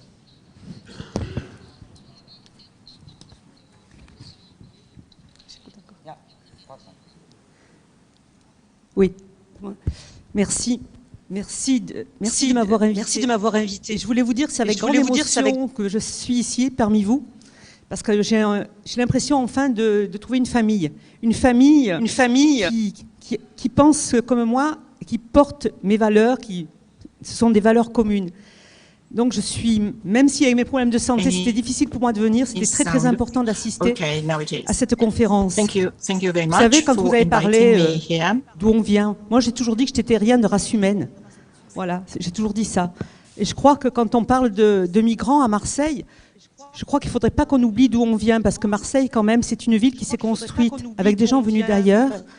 C'est une ville dont la population actuelle est constituée de vagues migratoires successives, dont bien sûr les plus importantes, ça ont été les Italiennes, d'où je viens, puisque ma grand-mère était de Naples et mon grand-père était de Gérone, près de Barcelone. Donc vous voyez, je suis un pur produit de l'immigration et je suis fière de l'être. Et maintenant, c'est sûr qu'ensuite, nous avons l'immigration arménienne, et puis nous avons eu bien sûr l'immigration des Maghrébins, des Comoriens, maintenant vous avez les gens des pays de l'Est. Et c'est vrai que Marseille a toujours été une ville d'accueil, et je trouve que depuis quelque temps, Marseille a oublié comment elle s'était construite. Moi, je suis ravie des valeurs que j'ai transmises, puisque mon fils disait à quelqu'un, moi je suis français, quelqu'un disait je suis français, il disait moi aussi, mais tu es français d'où? Et mon fils répondait, alors là, il disait pourquoi je suis français? Et mon fils dit, moi je suis français de Naples. C'est ça qui est beau, parce qu'en fait on vient tous de quelque part. Donc on a récupéré une ville de Marseille, donc après 25 ans de mandature, on va dire de droite, de droite parfois, avec des idées presque de droite extrême, on a trouvé Marseille dans un état d'abandon. Alors aussi bien le peuple marseillais était abandonné, donc vous voyez bien c'était le sol qui aurait pu être réservé aux migrants. Et on a beaucoup de difficultés de faire comprendre à ce peuple marseillais qui est en souffrance que nous aussi, on est là pour accueillir ceux qui souffrent, parce que j'ai toujours dit, on ne quitte jamais son pays par plaisir. Les gens qui viennent, ce sont des gens qui souffrent, quelle que soit leur problématique. Donc c'est vrai, comme vous l'avez dit, il faut qu'on soit entendu par notre population, et c'est ce qu'on essaie de faire, puisqu'on a été élus. Donc pour ça, vous savez qu'actuellement, il y a la peste brune qui rôde aux portes de Marseille, puisque vous avez vu les résultats des élections qui sont en train de se passer à Marseille, où le Rassemblement national est très très fort, et justement ils sont victimes de ce populisme qui dit toujours que c'est la faute à l'autre et c'est la faute aux migrants si on est dans cette situation-là. Donc c'est vrai que nous devons être entendus par notre population, nous devons être entendus par notre gouvernement et aussi être entendus par l'Europe, parce que l'Europe, qu'est-ce qu'elle fait? Elle se bat, elle est devenue Europe forteresse. Europe forteresse qui dit que on ne doit pas accueillir les autres. Voilà. Donc nous, on doit travailler pour déconstruire tout ça et faire une Europe accueillante. Bien entendu, les villes n'ont pas de compétences propres en matière de gestion migratoire, mais ce sont les premières qui sont en interface avec les habitants, et cette relation de proximité qui donne tout son sens à l'action municipale en faveur des migrants. Marseille, comme de nombreux ports de l'Europe, est une porte d'entrée de la Méditerranée. La pression migratoire est bien moins importante que ce que vous connaissez, vous, city government. à Lampedusa, Marseille aussi is à a Lesbos, au door, is Ceuta, a mais gate on est quand même une to ville the portuaire ouverte à la Mediterranean area. Méditerranée. And you Et from quand nous Sicily, avons from pris les Lampedusa, clés de la know this ville, very well. We are a harbour. nous avons We're déclaré open to the l'accueil Mediterranean Sea. inconditionnel pour When we toutes et took tous qui the arrivaient keys aux of the portes de notre city, ville. we said Marseille habite that aussi, et c'est pour ça que Marseille reception has to a fait be déjà quelque chose de guaranteed to remarquable all malgré toutes les those oppositions reaching the qu'elle a harbour rencontrées. of Marseille habite un tissu Marseille did associatif something très exceptional important in spite qui ont of pallié les all the carences de l'ancienne opposition municipalité found, et qui actuellement œuvrent à nos côtés and pour we can really améliorer cet accueil aux rely migrants. on Donc il y a de nombreuses associations someone qui agissent that dans can bridge le the champ de la solidarité auprès des populations migrantes at comme administration SOS level. There are Méditerranée. indeed associations Ils ont which célèbre work navire for humanitaire, donc solidarity l'Ocean towards the Viking. migrants and the Et à migrant Marseille, lorsqu'on a pris populations. nos They're very well fonctions, known j'ai demandé à for ce qu'on m'expose ce qui avait été fait humanitarian avant. aid, Eh bien, rien n'avait été fait, ou Viking. pratiquement peu. Et fidèle à nos valeurs et connaissant in donc the ce désastre past, humanitaire qui se joue en not Méditerranée, much nous avons pris des was mesures done. radicales. So Donc, what afin we de marquer did notre was solidarité actually get close to et notre these engagement dans le respect associations. des droits humains, la ville de Marseille And we a have soutenu actually rapidement shown l'action de our SOS commitment, Méditerranée our pour solidarity. pérenniser sa The city mission of vitale de Marseille sauvetage en mer. La has Méditerranée ne doit also plus être un supported cimetière. the Nous avons vital également rescue intégré action la of plateforme des SOS collectivités Mediterranean. territoriales engagées The avec SOS Méditerranée pour affirmer Mediterranean Sea should collectivement not be ce que je vous ai dit, le a principe burying site inconditionnel anymore. It should d'assistance not à be a personne en cemetery. danger, We d'accompagner have ainsi la mobilisation de la société civile stated en France et en Europe. Nous Nous avons attribué, malgré l'état financier désastreux de la ville de Marseille, des subventions de milliers d'euros, ce qui nous a valu une action en justice de nos opposants politiques. Et pour ma part, ça témoigne d'un long chemin qui nous reste encore à poursuivre. Au niveau de l'État, nous avons entamé une démarche de contractualisation pour financer des postes de personnel exclusivement réservés à l'amélioration des conditions d'accueil des réfugiés et d'intégration. Et on a aussi adhéré à la plateforme Envita, qui est l'accueil national des villes et territoires accueillants. Donc Villeurbanne fait partie aussi. Et cet hiver, donc, en plein milieu de crise sanitaire, où bien sûr les personnes migrantes, les personnes pauvres ont subi la triple peine, ont été de plus en plus exposés, nous avons ouvert des espaces municipaux pour héberger en urgence les mineurs migrants isolés. Cela relève, hélas, de la compétence de notre département qui a maintes fois été condamné justement parce qu'il ne remplissait pas ses missions. C'est nous qui avons pallié donc ces carences et on a décidé de ne pas instrumentaliser la détresse humaine et d'agir en responsabilité. Je suis une femme médecin et j'ai également œuvré pour qu'il y ait une meilleure prise en charge de Marseille, pour un meilleur accès aux soins pour les réfugiés. Nous soutenons donc des projets de santé communautaire. Nous avons développé l'allée verte pour pouvoir vacciner ces populations dans les squats et les bidonvilles où elles se trouvent. Nous avons aussi hébergé depuis 2007, alors là, je n'ai pas bien les voiles, l'Organisation internationale pour les migrations, afin de faciliter la coopération entre les organisations basées dans cette zone, telles que la Banque mondiale, le PNUD, le Plan Bleu, et les entités locales. Et leur présence a permis de mener des programmes tels que les campagnes d'information à destination des migrants et obtenu une meilleure compréhension de la dynamique migratoire à Marseille. Donc nos villes, c'est vrai, sont conscients qu'il y a beaucoup à faire. Nous devons déployer un vrai plan d'action. Elles doivent pouvoir offrir des instruments d'accueil adéquats et je rends hommage aussi au maire, l'ancien maire de Grand-Sainte, Damien Carême, qui a été aussi un des premiers à mettre en place un accueil digne des migrants. Elles doivent aussi former leur personnel en matière de diversité et d'inclusion. Elles doivent offrir des cours de langue et d'alphabétisation et des activités éducatives et de loisirs qui améliorent les compétences et l'insertion culturelle. Elles doivent mettre à disposition des traducteurs et des médiateurs culturels contribuant au succès des processus d'accueil et d'inclusion. Et elles doivent aussi faciliter l'engagement des personnes migrantes dans l'action sociale et associative du territoire. Et actuellement, c'est les actions que mène la ville de Marseille auprès des associations en soutenant et en finançant justement ces projets. Voilà comment nous, à la ville de Marseille, nous avons décidé de faire honneur à nos histoires, nos valeurs et de prendre les responsabilités. Et je voudrais citer en conclusion une phrase d'un auteur marseillais que j'aime beaucoup, qui s'appelle Jean-Claude Izzo, et qui disait dans ses livres « N'importe qui, de n'importe quelle couleur, pouvait descendre d'un bateau et se fondre dans le flot des autres hommes. Marseille appartient à ceux qui l'habitent. » Et je rajouterai la phrase de Blaise Sandard que j'ai cité lors de mon élection, Marseille appartient à ceux qui viennent du large. Society mixed with the others. Thank you. Thank you. And again, I mean, the city belongs to... Ja, bitte. Allora, dobbiamo procedere al... Sie müssen runterrutschen und raufrutschen, die Nächsten. Die Nächsten, das heißt, die Simone Lange aus Flensburg We have to go down and we have to call up here Simone Lange.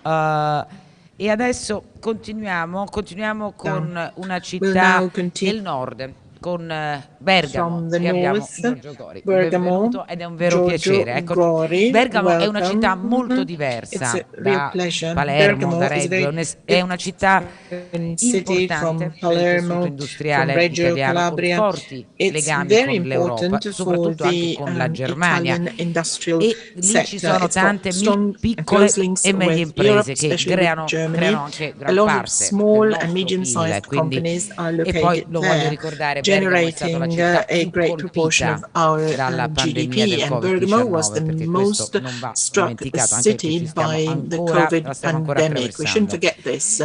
Quindi Bergamo non è una città di mare o di confine, ma lei proprio con le realtà produttive, assieme a Confindustria, la diocesi e la Caritas, un'accademia per l'integrazione. Ora, l'integrazione secondo me è l'aspetto più importante, più, se volete, dell'accoglienza, perché l'integrazione fa una convivenza felice, e questo è cruciale per la sicurezza di chi viene e la sicurezza di chi è qua.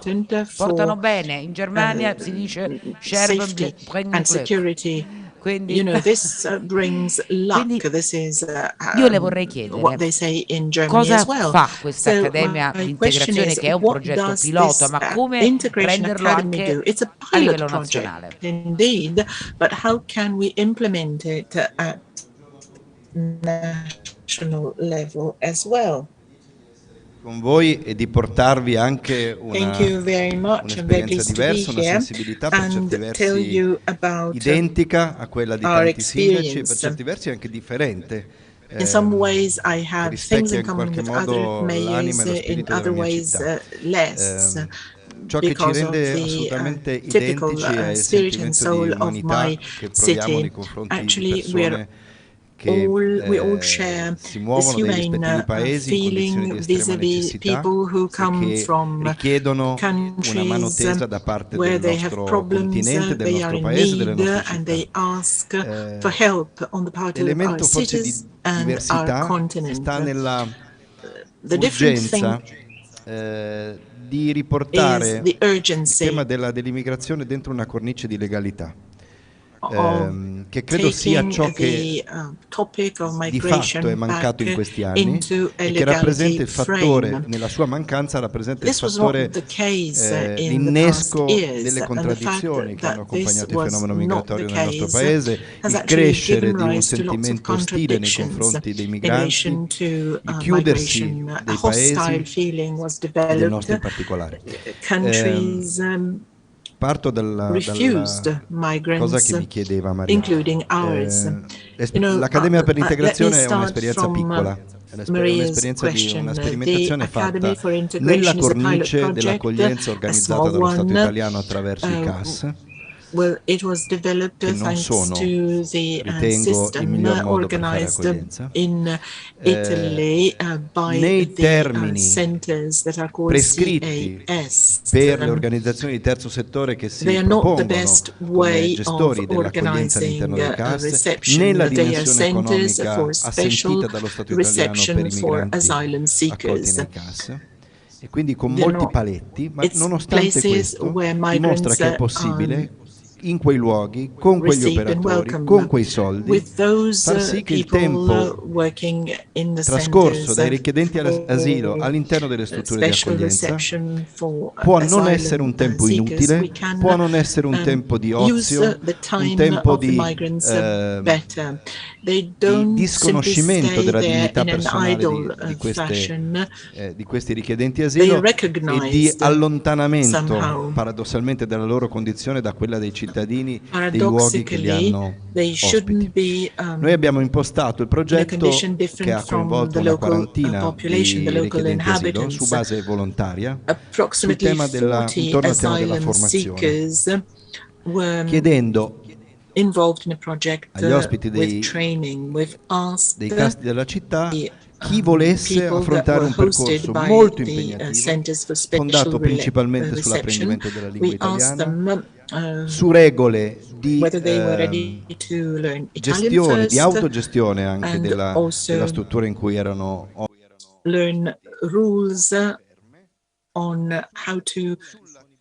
manage the facility they were in.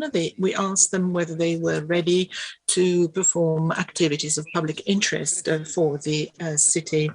And we asked them whether they were ready to follow training, vocational training center courses.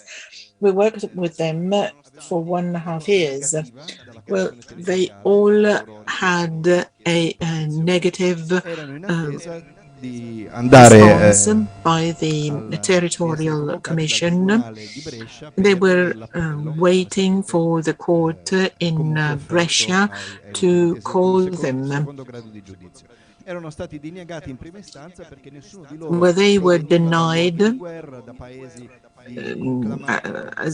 asylum because none of them came from countries that were in a humanitarian emergency or had war.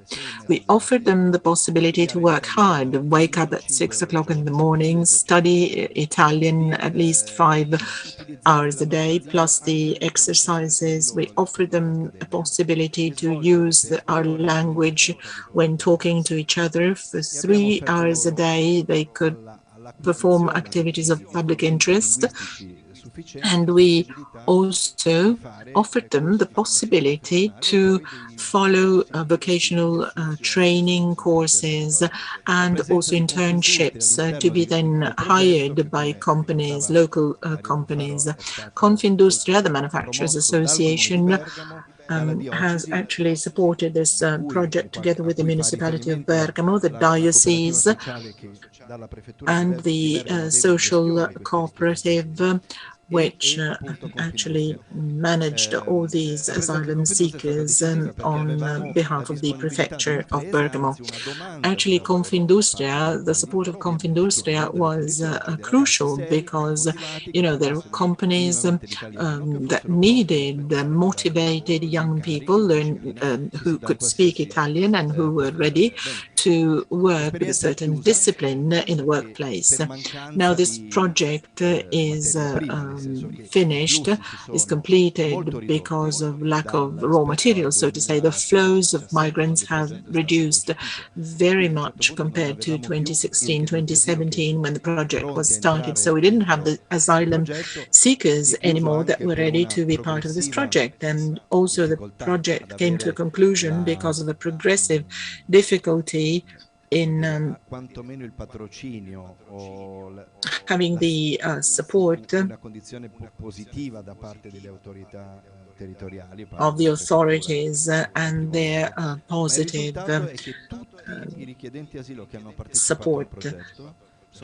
But all the asylum seekers that were part of this project were then appeared before the court of Brescia, and they all received their permit on account of the experience they gained at the Academy of Integration. I don't really intend to overestimate the value of this experience because it was only 40 asylum seekers compared to the thousands that went through Bergamo. But Similar experiences are possible, especially where there are companies, lots of companies that need workers. I think this experience could be shared by other cities in Italy and elsewhere. It's also an attempt to follow experiences that are organized by the state in other European countries. They know that migration should grow in legality. You know that the situation is dramatic. There is a drop in the working population in many countries, as you know. Istituto Tognolo at the Catholic University in Milan published a survey where it is said that in the next 50 years, even if there was to be an increase in birth rates, which is not true, but meaning 2.1 children, 13 million people in working age would be missing if there's no migration from now to 50 years ahead. And even if we had 500,000 people coming in each year, many more than in the past few years, and even if the birth rates were at 1.45, we would have millions of people missing from the working population. Legality is a topic that I have addressed already. Perhaps it's not the first thing that comes to your mind when you see a person almost dying in the Mediterranean Sea. But if you try and imagine that political choices are rational in our country and our continent, then those 500,000 people cannot come with speedboats or dinghies. They should not actually leave their fate to smugglers through the Balkan route or any other route. So we have to put on our agenda, certainly, the fact that humanitarian corridors will increase for all those who are refugees, and also a considerable increase in legal, regular flows of migrants, especially to our country. Well, you know, we are an absolute exception. Even Poland has hundreds of thousands of legal migrants coming in from abroad. Even Poland, that is sometimes against migrants. And even Poland proposes this. We have gone from 350,000 entrances because of work reasons to 13,000 entrances in 2018. You know, taps were closed by Berlusconi in 2010 because he was afraid and no one opened them again. Our party, even when our party, the Democratic Party, was in government, they were not opened again. Our country has the highest average population age. We would need migration flows, and yet we don't promote migration flows, and we leave it up to smugglers to decide on the fate of millions of people through the sea or other routes. I think we should keep this in mind, and this changes the perception of our citizens. I don't think Italians have become racist suddenly, all of them. But when having to choose between out of control, irregular migration, causing illegality and closed doors, closed gates, they would opt for closing doors. We have to make an effort towards opening those doors, and to do so, we have to follow the route of legality, so that our humanitarian spirit is also shared by the majority of citizens, so that what we have seen in Palermo is also shared by others. Thank you. Ascoltare un sindaco italiano essere tanto pragmatico, perché mentre parlavi io mi immaginavo It is a pleasure to listen to a mayor so very much Italian, because in the end we are submitting a trivial Excel file to the European Union. 20-30 admissions per European city. We have already organized that. When you were telling us about the experience, which is already over, unfortunately, we were very happy to know that each and every one of them found a job. And they found a job because they were useful for our society. Now, think about this. If the European Union were to give funding directly to the cities to manage housing, integration, education, health for these people, we've introduced this small experiment of the academy within the framework of a wrong system, because the emergency admission center are an example of a wrong tool. They do not have any objective in terms of integration. But despite the wrong context, we succeeded with our experimentation. We're not changing the world, maybe, but for those people, we have succeeded in ensuring that they found a job, that they found housing, that they can build their own lives in Italy within a legal framework. I think we can do even more than that if only we were able to avail ourselves of the right instruments. And now let us go back to other mayors. I'd like to give the floor to Simone Lange, a mayor of Flensburg. Die sichere Häfen zugestimmt haben und wie Potsdam und so weiter. Oh, sorry, I'm getting mixed up with languages. I'm very sorry. So, what are the difficulties that you found welcoming migrants? Because, I mean, your stand is a political stand that at times was against the stand of the national government or even of the regional government. So, how did you manage to bring behind you and behind your stand the whole of your population?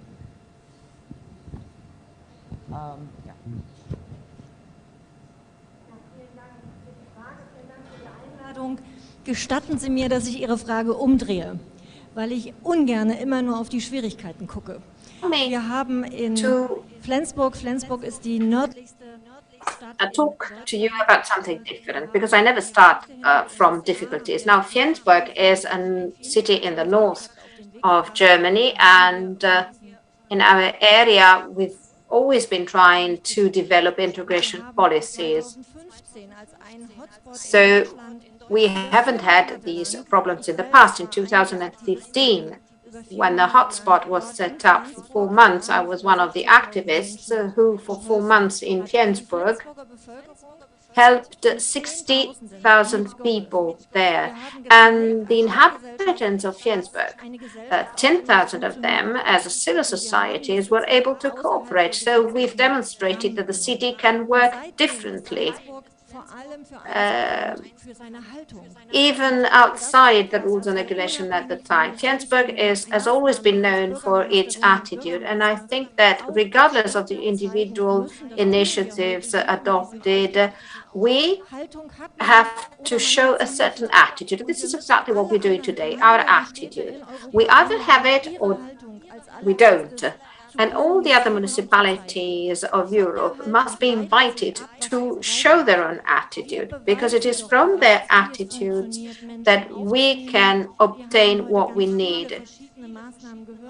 we know how we can admit migrant workers. We've seen different instruments, and I can tell you about our own experience. I can tell you about the measures that we've adopted to admit these migrants. We can adopt integration policies. We already have policies in place, actually. We can provide education because we, as a city, believe in inclusion. We have a preamble that is to be found on the internet, and we disseminate this preamble even outside the borders of our municipality. Flensburg loves you. That is our slogan, which means that in our city, each and every one of us are equal. We're talking about humanity. And this is something that we find in our everyday practice. But we need municipalities to join us. There are already municipalities doing something, but we need the support of others. And what we have to do is to tell others how it works. And this is why I'm so happy that we have succeeded in organizing these conferences in such a very difficult period of time where the whole world is fighting against the pandemics. This is the time where populism and nationalism emerge once again. Flensburg is on the borders with Denmark, and we are living this experience as a new challenge. We want open borders. We want open borders with Denmark. We didn't have these borders any longer. Now they're coming back. They're coming back because of the pandemics. We have border posts once again. And having to go back and fight against borders is not something that I like. Fortunately, we know how to do it. Now, I believe that the mayors of the different regions have to join efforts. Of course, then we have to talk to the federal government. Even the regions have to join our efforts, not just municipalities. We have to talk one and the same language. We know that there is a European strategy. We need a strategy. We need to be involved in managing the strategy, because this strategy at European level can only be implemented through the contribution of individual municipalities. I hope that these initiatives, these co-management can be adopted at European level. We need to know where life is taking place. Life takes place within the municipalities, within the cities. So thank you for your words, because really they made us understand which direction we should follow. No one is to go back today without having in mind the words that we've heard during this event. This is our duty as mayors, as leaders of our administrations. We would need then other resources, other rules and regulations. Everything that we've heard so far, I think, is not different from what we do in our everyday expression, thanks to our resources, thanks to our own budgets. I don't receive enough resources from the Bundesland for what I'm doing. And this is exactly what we should change, because we're doing things already, but we should be fighting to have more resources available. If you help me, then I will help you. This is the idea that we have to disseminate. In Germany, there are many requests for help. We have to be able to receive help and to give help. This voluntary approach is the right thing. Tell us, we turn to our fellow municipalities and to the federal government, the regional government, we ask them how we can help them. You save a life and you save the whole world. The strategy for me is very important, because if I have to think on how the world is going to be in between 10 and 15 years, which is going to be the European strategy, the current strategy is not working today and will not be able to work in the future. And therefore, we will have to develop a new strategy. Europe has to do it. We are ready to give our help. Thank you.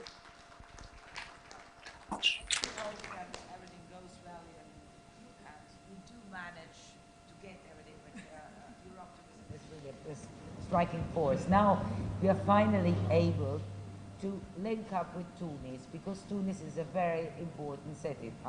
That's, I would say, not even 20 minutes by plane from here, Palermo, where we are. And, well, there are loads of links between Tunisia and Sicily. I suppose we are able to link up with Tunisia with Suad Abderrahim. She's the first woman mayor. Are we able to? I see people working. But, okay, just give me, tell me when it is able, when you're able to put her online. Oui, on t'entend? C'est bon? Vous m'entendez? Oh, sorry. She doesn't hear me.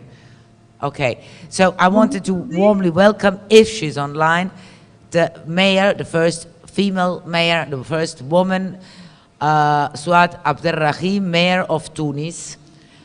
And I do hope we manage to link up with her. Or, because, I mean, it's very important to know the other end. What does the other end ask? What does the other end demand? I mean, I think most of you, I mean, you're over your 40s, all of you.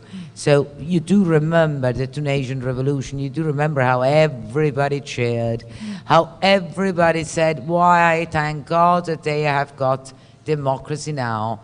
And then, I mean, of course, they overturned the regime. But then, let's say, Europe left them stuck there. And Tunisia and Tunisia has got a huge economical problem. Because what is the mayor of Lampedusa, he said we have to find strategies for economical migrations, corridors, and for refugees, which have to be different. I do think that it's, okay, whenever it is possible, you tell me, yeah, 5 minutes, I hope we do manage. I will, well, because it is really important to have her on board, because, I mean, one has to also hear the voices, the demands from people that leave Tunisia. And Tunisia has got double migration, loads of Tunisians, especially young males, that leave Tunisia, that come to Sicily, basically to Italy or France. Yes. No, it's not possible. I understand that we go on, and then after, as soon as it's possible, you'll tell me. Yes? No? Oh, yes, I see something happening. Yeah, no, don't zoom in on me. Please zoom out on her, because otherwise I don't see her, please. Great. Suad Abderrahim. Bonjour. Marhaba. Mesdames et messieurs, Does très she hear heureuse us? d'être parmi vous aujourd'hui. Suad Abderrahim. It's a bit Tout frozen. d'abord, de remercier vivement mon collègue Okay, Orlando. no. As soon as as soon as she's ready, or you are ready to send her, you let me know. But I think, yeah. So we will proceed, and we will stay in the Mediterranean. We'll stay with Giuseppe Falcomatà, sindaco di Reggio Calabria, una delle città che si è dichiarata porto sicuro per quelle navi che trasportavano rifugiati e migranti salvati in mare. Ed è stato un atto di ribellione, di disobbedienza civile, e all'epoca, come dire, lo ricordo, insomma, cioè il ministro dell'interno non era assolutamente, come dire, dell'idea, era Salvini, e quindi ha aperto il suo porto all'Aquarius con a bordo 629 persone. E tutto questo in una città dove non mancano assolutamente problemi di tutti i tipi, il primo tra tutti l''ndrangheta e anche disoccupazione, quindi un territorio estremamente fragile. In questa situazione ha deciso di sfidare il governo. E perché? E adesso qual è la situazione? Grazie a tutti. Perché? Perché quando succedono queste cose noi sindaci le sentiamo addosso principalmente. We can't hear what the mayor is saying. We can't hear what the mayor is saying. We're very sorry. Now it's back. Le tematiche dell'accoglienza, Now, dell'integrazione, the topics of inclusion, integration, the problem of refugees we feel them, we really feel them. It's not a duty for us. This is something that we feel as being very natural. City of 'Ndrangheta. We want to tell you about a different city vis-a-vis the one that the media describe. It's an area, it's a